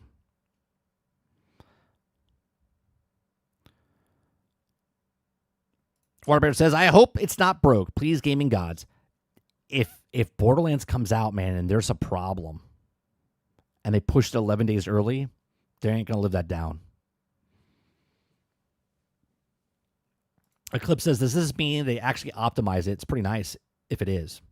Look, I would love Borderlands 4 to come out and not have any drama around it, right? Eclipse says, does this mean that Grand Theft Auto gets announced on October 2nd? I hope it does. I hope it does. I'm not going to lie. I'm thinking it gets announced earlier. I know Krebsy was talking about November, right? GTA 5 released on September 17th. Okay? September 17th. GTA 4 released on April 29th. GTA 3 released on October 22nd. GTA Vice City released October 29th. GTA San Andreas released October 26th. So let's try to tune in here. Let's see if we can pick the date. Okay? Let's see if we can pick the date here. Okay. October 26, 2004. That was a Tuesday. Okay. Then we had October 29th, which was a Tuesday in 2002. Then we had October 22nd, 2001. I mean, I'm going to say October 21st or 28th is when we get it. So October 21st or October 28th is when we get it, which would give 1 month, okay, before, or to give Borderlands some breathing room, which only gives Anthem 3 weeks. Not Anthem. Sorry, Marathon. 3 weeks. I keep saying Anthem because that's how I feel Marathon's going to go.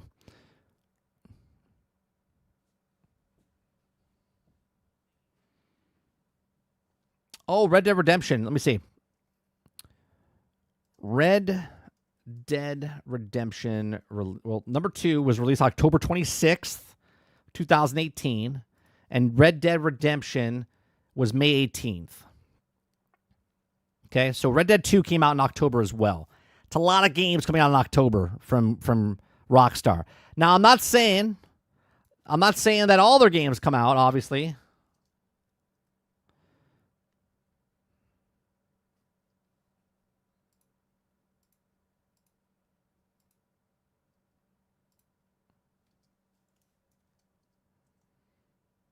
Bully came out on March 4th. A lot of their games come out in October. So,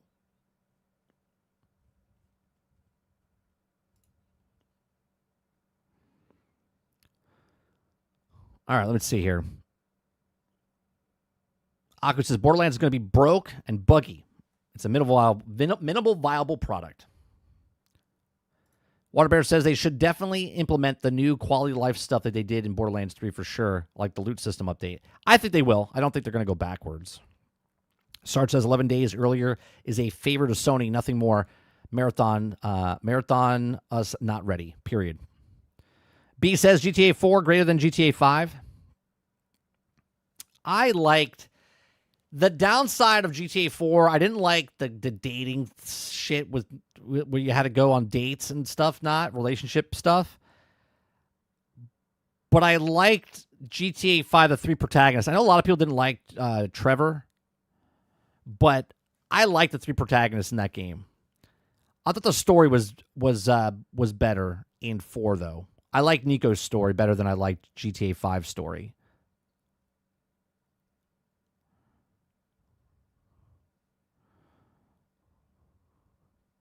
Kyle says it's been so long, I don't think a pattern is a thing anymore.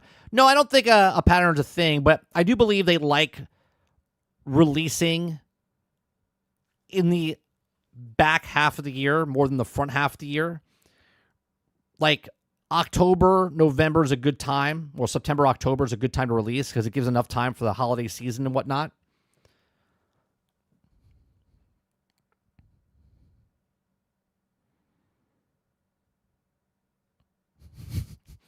Z says 30 Stradamus. 30 Stradamus. Yes.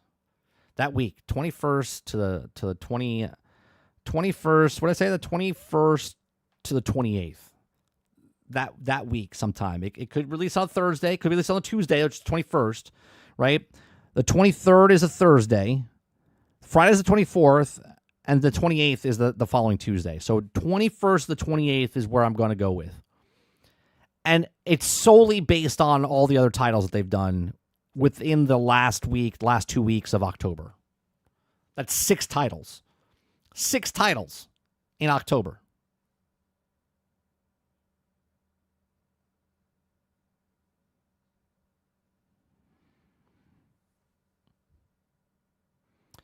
Should COD be scared of GTA? No. COD's got its players. Right? COD's got its players. People will play regardless. COD's going to sell. It might not sell right away, but it's going to sell.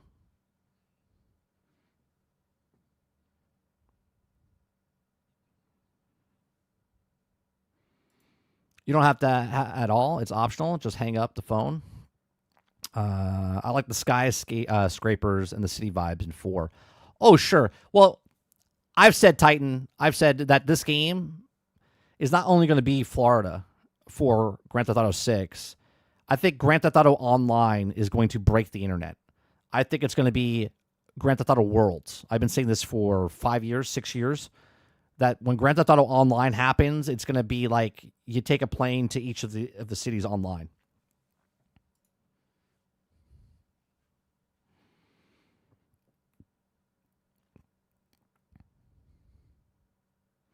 Doesn't COD release on Game Pass anyway? Sure, it releases everywhere. Look, the way I look at it, Altern, is the more bigger games come out where they're not on Game Pass, more people look at COD and go, well, you know what? I can only afford one game, $100 Grand Theft Auto, so maybe I'll get the $20 Game Pass and play COD. You know, type of thing. The higher the prices go, the more attractive that looks. Yeah, so the single, Drummond, what I'm talking about is the GTA 6, the game, the single-player game, is going to take place in Florida, right? South Florida, Orlando area type of thing. That's the single-player game, right? Then the multiplayer, the online version of Grand Theft Auto 6, I think is going to be like a GTA role-playing world, okay, where they keep, maybe not at launch, it'll start off as just the online aspect of Florida online, right? So you're playing with a bunch of people, but on the map. And then it'll start expanding to Liberty City, San Andreas, where you'll have different expansions that go to different places, but they'll all be free just because you're playing the game online. GTA 6 is not coming out this year. Yote is October 2nd. B, do you really think that Rockstar is afraid of Ghosts of Yote? Is that what you're saying right now? You think Rockstar is going to push back because of Yote?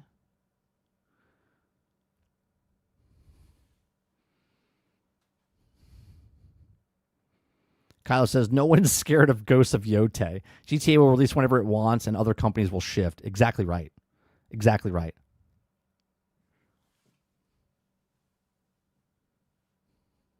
Yeah, Rockstar just walks in the room naked. They don't care. They walk in naked, and they prop up their leg. They're like the Jack missing trailer 2. They don't need a trailer. They're like Cap and Jack. They prop their leg up with no pants on. They're Donald Duck in it. They don't care. Right? No one's moving. They're like, oh, did you guys hear? The sequel of Ghost of Tsushima's coming out. Ghost of Yote. They'd be like, okay. It's coming out October 2nd. Oh, no.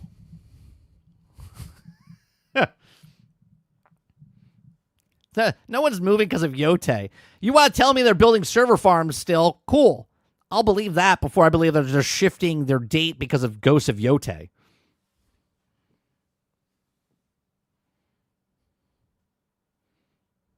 Right. Exactly right, Kylo.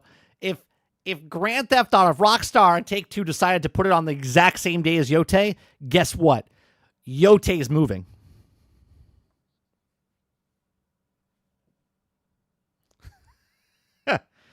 Tariffs, Mike. Tariffs. What? The tariffs not? They only work for Rockstar. They don't work for Yote. Where are you going with this, B? Where are you flying the plane into? Pick a runway. Bring it in.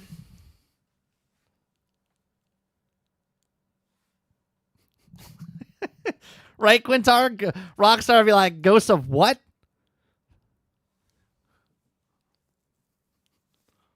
What's a Yote? Oh, yeah. Like, we don't care who's there. Rockstar would go head to head with COD, and they would be comfortable with that. Yeah, I haven't built the goalposts. You guys don't give a shit about. You've moved the goalpost so much. I decided the goalpost just exploded. I completely forgot about the goalpost. You guys moved the goalpost so much. I just left it blown up. It's like, what are we talking about? In what world? In what world? Be like, did you guys hear about this game, Ghost of Yote? Rockstar's like, we gotta move. Please, stop it. Please.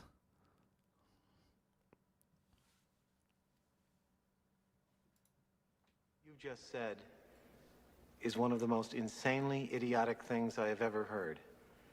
At no point in your rambling, incoherent response were you even close to anything that could be considered a rational thought. Everyone in this room is now dumber for having listened to it. I award you no points, and may God have mercy on your soul. No points. No points. God have mercy on your soul for saying that Rockstar is not releasing in October because of Ghosts of Yote. Was that clip AI? No, it was not. That AI, that clip is not from AI.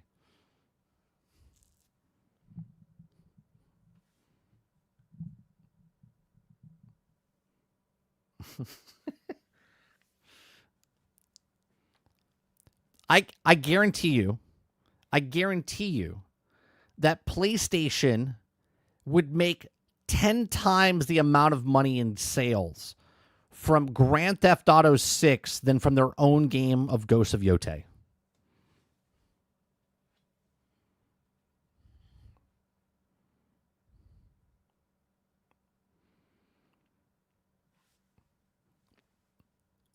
B says, I say we get a Fallout 3 remake before GTA 6. I mean, based on the FTC documents, we're not getting Fallout 3 until 2027 remastered, which is 2 years behind from when it was supposed to come out. Wait, or was that... I got to look it up. It might be next year. It might be next year. Because I forget if it was 2 years, because it was supposed to release in 2023. Oblivion was supposed to release in 2023, but now it's 2025. And Fallout was supposed to release in 2024, which now be 2026, I believe. But that's from the documents. What's going on, Dolphin?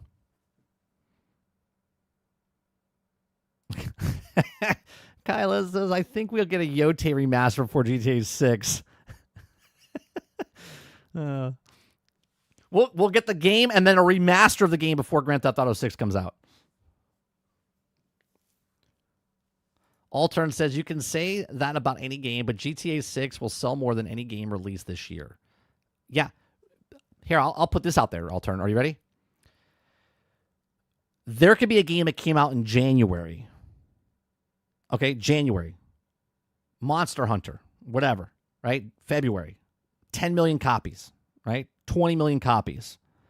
I guarantee you that Rockstar, Grand Theft Auto 6 will sell more copies in a third of the time. Meaning, if it comes out in October, they have October, November, December, and they will have double, if not triple, what that game had from the beginning of the year. They will sell 20, 25 million copies in 2 months, 3 months. Grand Theft Auto 6 is a game that comes across once a decade. That game is going to shatter records. All records for sales. Pre-order, day, 1 day, 1 week, 1 month.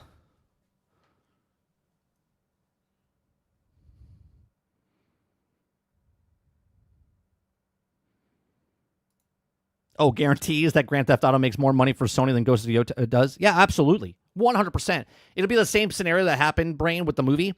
When Disney was coming out with their movies the last couple of years and they weren't making any money, and then Spider-Man came out, and Disney made more money off Spider-Man than they did their actual own movies. 100%. Disney made more money off of just licensing. They made more money from Spider-Man than they did their own other movies for Black Widow, Shang-Chi, and everything else.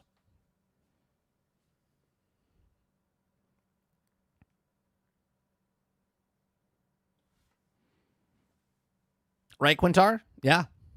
Yeah, they could.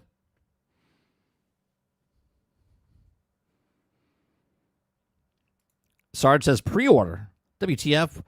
Would I pre-order GTA 6? Are you retarded?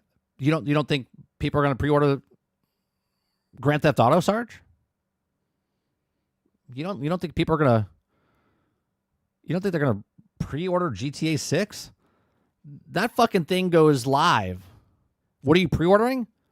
GTA 6. They'll throw in a whatever. I don't know what they're going to do. You don't think people are going to pre-order GTA 6? The hell are you smoking?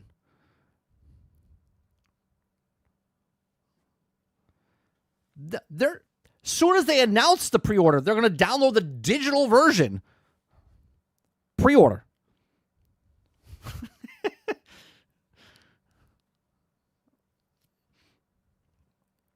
How about this? Are you ready for this? What if, right? Because Expedition 33, okay, Expedition 33 gave a discount if you pre-ordered. That was it. They didn't give anything else in special, really, right? They just gave a discount. It was like a 10% discount. What if Grand Theft Auto does the exact same thing? It's the first $100 video game, but if you pre-order it, you only pay $90.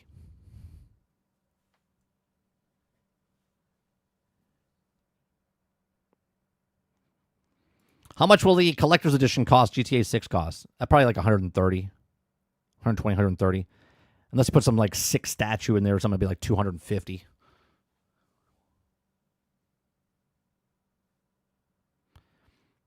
Sarge, that's happening right now. You're living in a delusional world if you don't think people are pre-ordering digital games.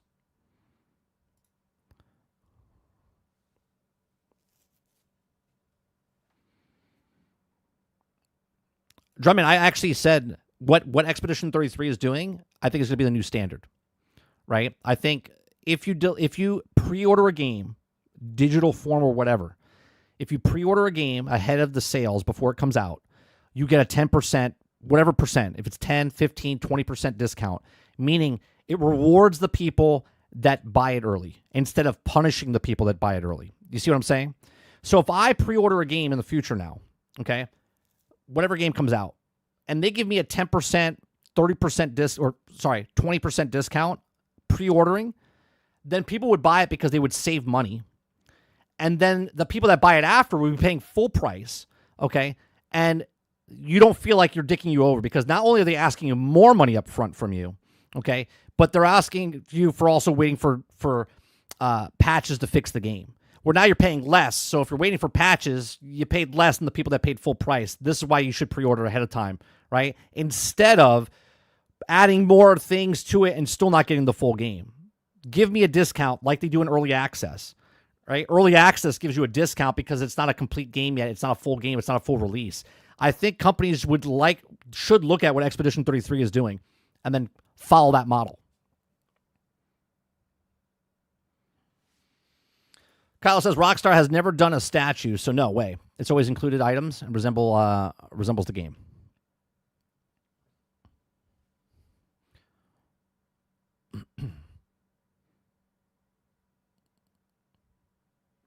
Z says, good point. If they're worried about the first week sales, they should also give a discount. Right. And that's another thing, right? So you're incentivizing people to, why should I pre-order your game? Well, if you pre-order it, we're giving you a discount. And then that shows that they're okay giving you a discount, and then that would bring up the sales, and they would have a push of people buying that game because it's discounted. But again, I'm not a greedy corporation.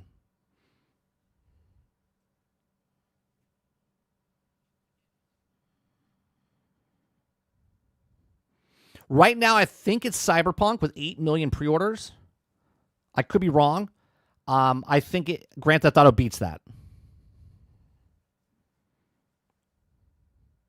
And I'm on record saying this years before, like 2-3 years ago, in the great Book of Bull.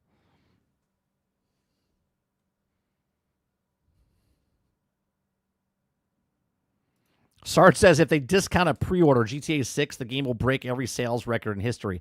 Well, if it comes out at $80, it's going to break that record anyway. But imagine they give an $80, it's $80 on $100, and they give a 10% discount on that, it would sell more. Because even though they're buying more, even though it's $10 more than it was, with the 10% discount would only give us $8 off, which would make it $72, which is $2 more than the regular game. You know what I mean? But people would think that they're getting it for cheaper, which they are, because they would pay $80 if they have to wait, or $90, whatever it is. So it's smart, but that's what I think companies should do.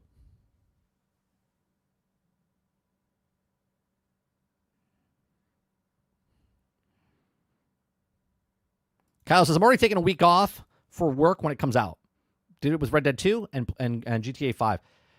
Did you just keep that? You're like, I'm taking off from October to December. We don't know when it's coming out. So I'm just taking off the...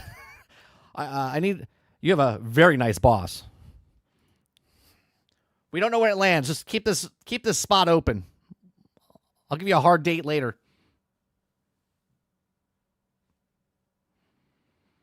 Krebsy says it's rumored $2 billion budget game that's unprecedented. Actions will be taken with it. No shot, Water. Yeah, no shot to come out with $40. Now, story $40, online $40, expansion pack $40. Well, there you go. Yeah, maybe. Yeah.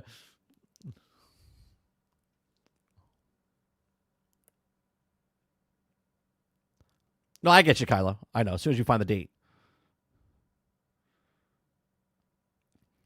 You think people... You think during COVID nobody was on the roads. Wait till GTA 5 comes out. Everyone will think a pandemic happened again. They're like, come there's nobody on the roads? How come no one's showing up to work? What happened? In other news, Grand Theft Auto 6 came out today.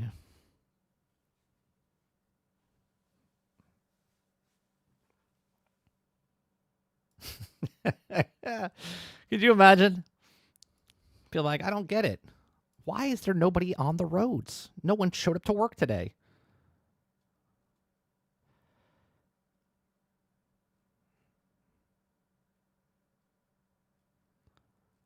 All right, let me see what's going on. Couple minutes left. We're actually ending at 12 today because I got to go eat and get ready for our stream that's happening over on 30 and Still Gaming with Hilly. It's also dual streamed over. It'll be dual streamed on Twitch as well. So Twitch and 30 and Still Gaming. 30 and Still Gaming on both platforms. Let's see what else is happening here. Borderlands 4 has a new release date. Yeah, we already got that.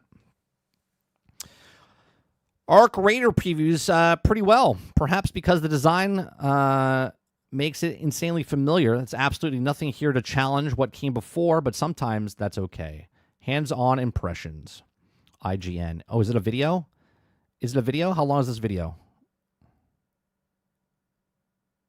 Okay, hold on. Let's go watch this.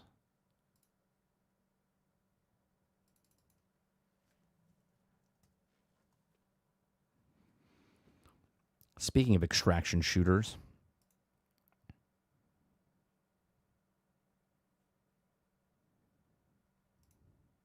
Six minutes. All right, this is good. Let's watch this. Arc Raiders is blisteringly, aggressively archetypical. The extractionist extraction shooter that ever extracted. It's one of the least surprising games I've ever played. Holding so much in common with its inspirations, they're almost comically indistinguishable. For preview purposes, I'll start it over. I don't know what's happening right now. This is a very good thing.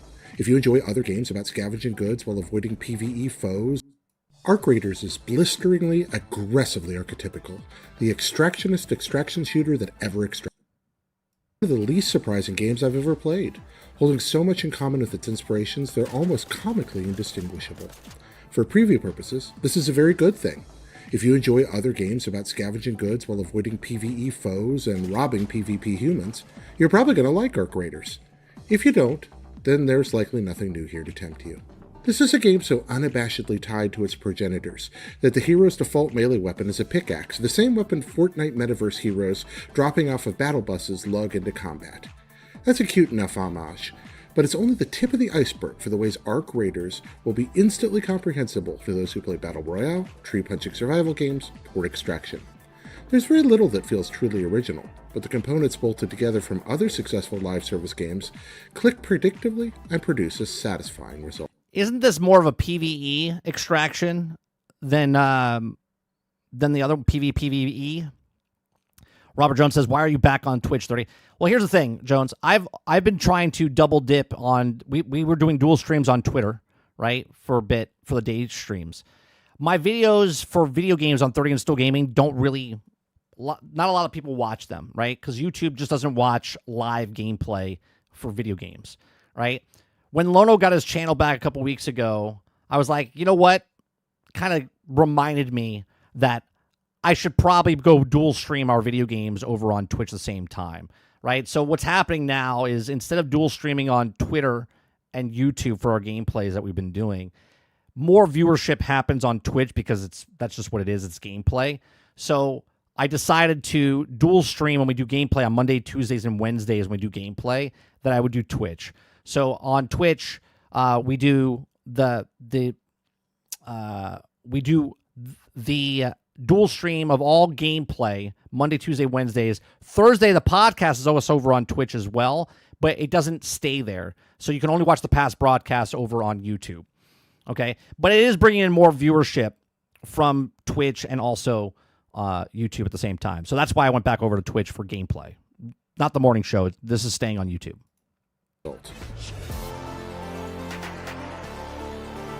The goal each round is simple.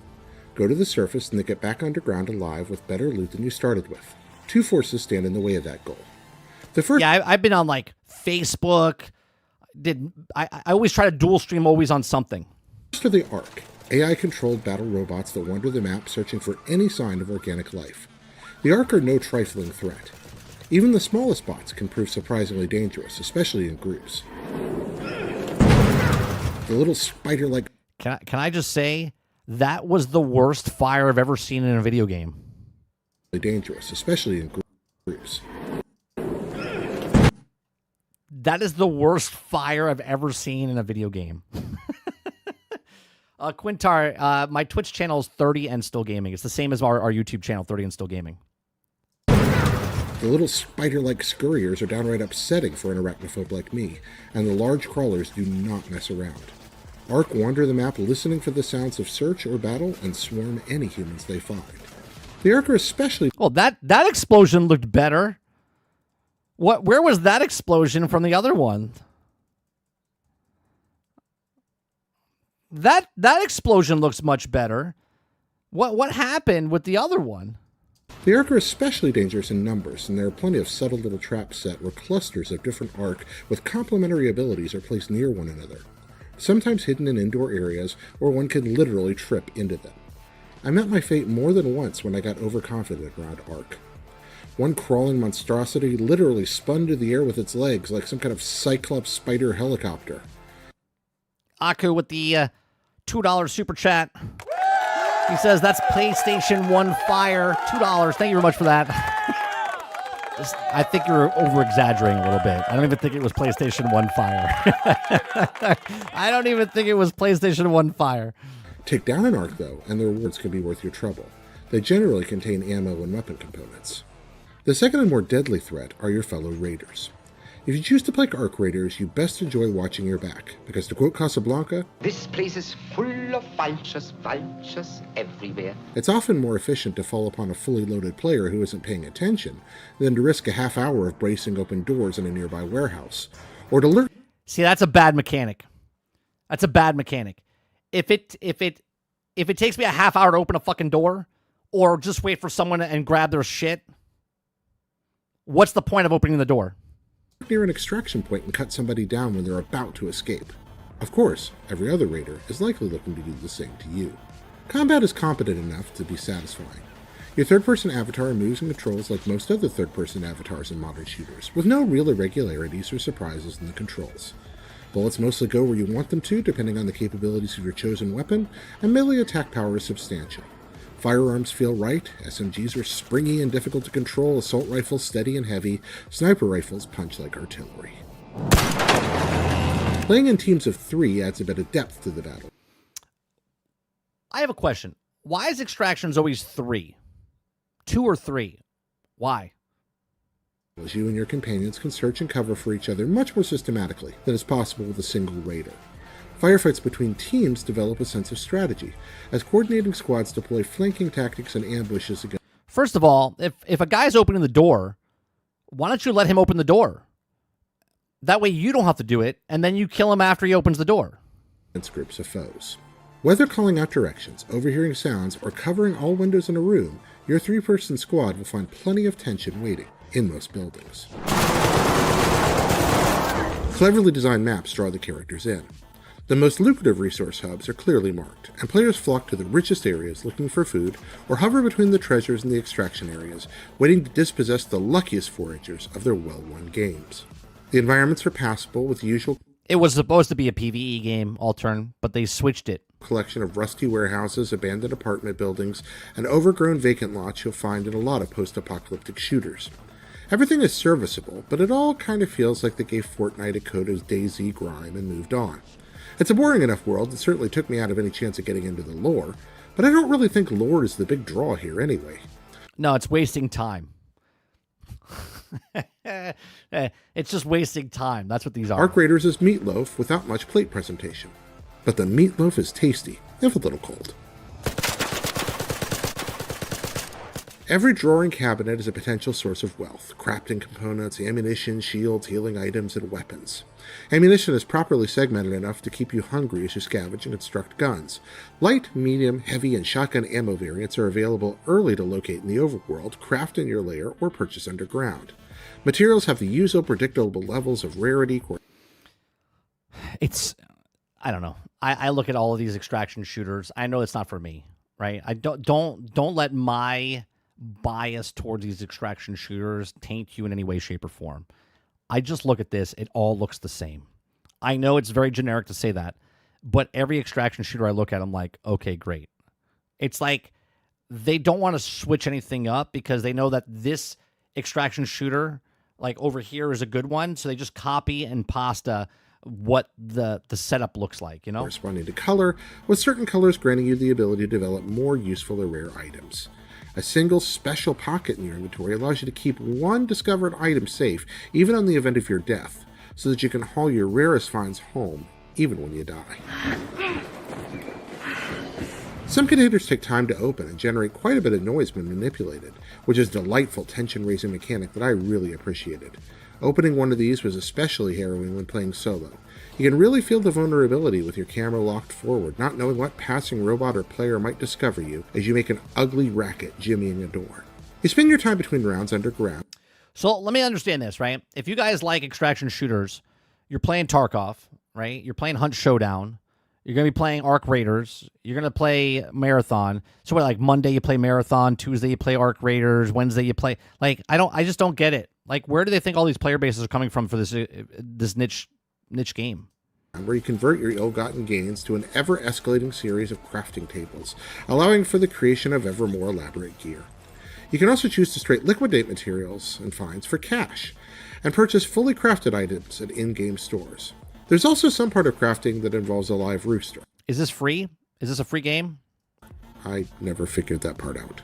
As you explore the world above, you gain experience, which opens up across a series of skill trees. Selecting various branches can help you optimize your avatar to your playstyle, increasing combat ability, mobility, or stealth.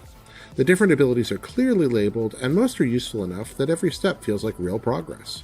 Character design with default options is pretty rough, but a number of better textures and outfits open up when you apply premium currency.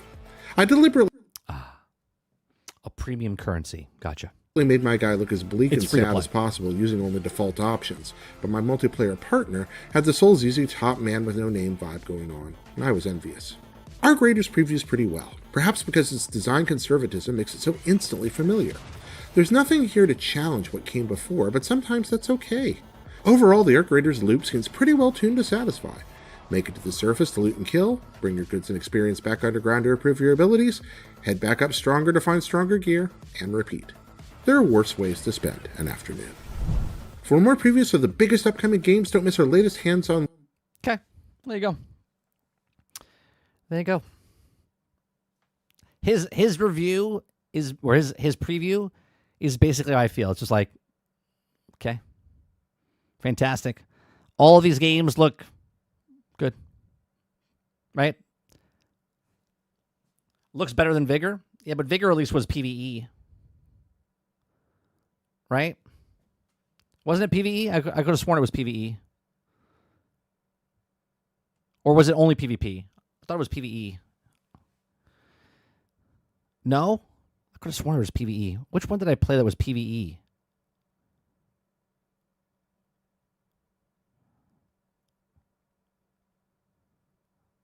I could have sworn I played something. Maybe it was in the alpha. Maybe it was in the alpha. I played it early. I know I didn't play it when it came out. Anyway, it's not for me.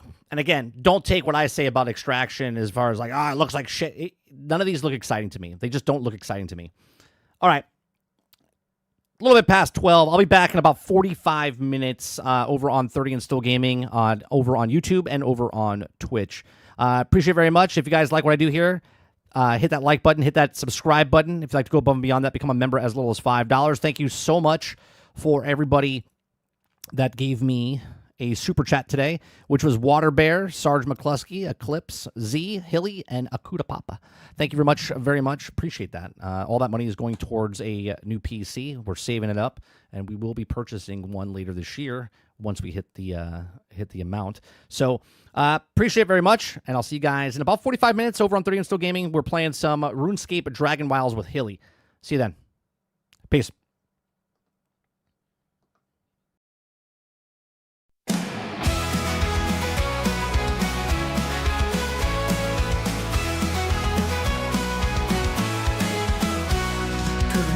Sunshine, rise and shine. The daily grind is here on time with gaming news and fun galore. We'll chat and entertain once more.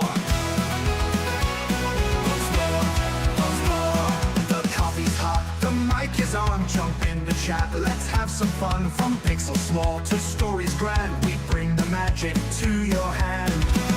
We're nitty tuned in daily, don't you miss?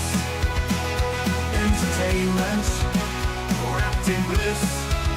From new releases, tips and tricks, the daily grind, your morning fix.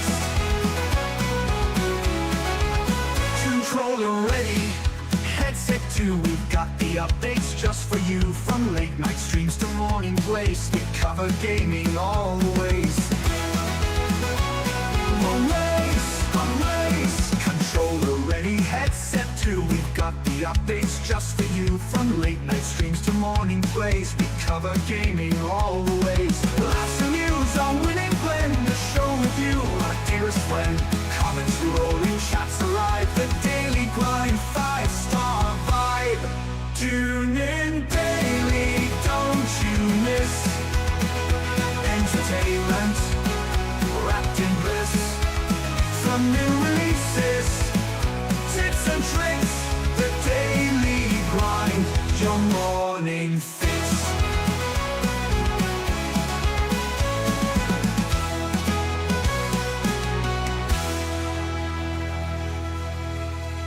Good morning, sunshine, rise and shine. The daily grind is here on time with gaming news and fun galore. We'll chat and entertain once more. The coffee's hot, the mic is on. Jump in the chat, let's have some fun. From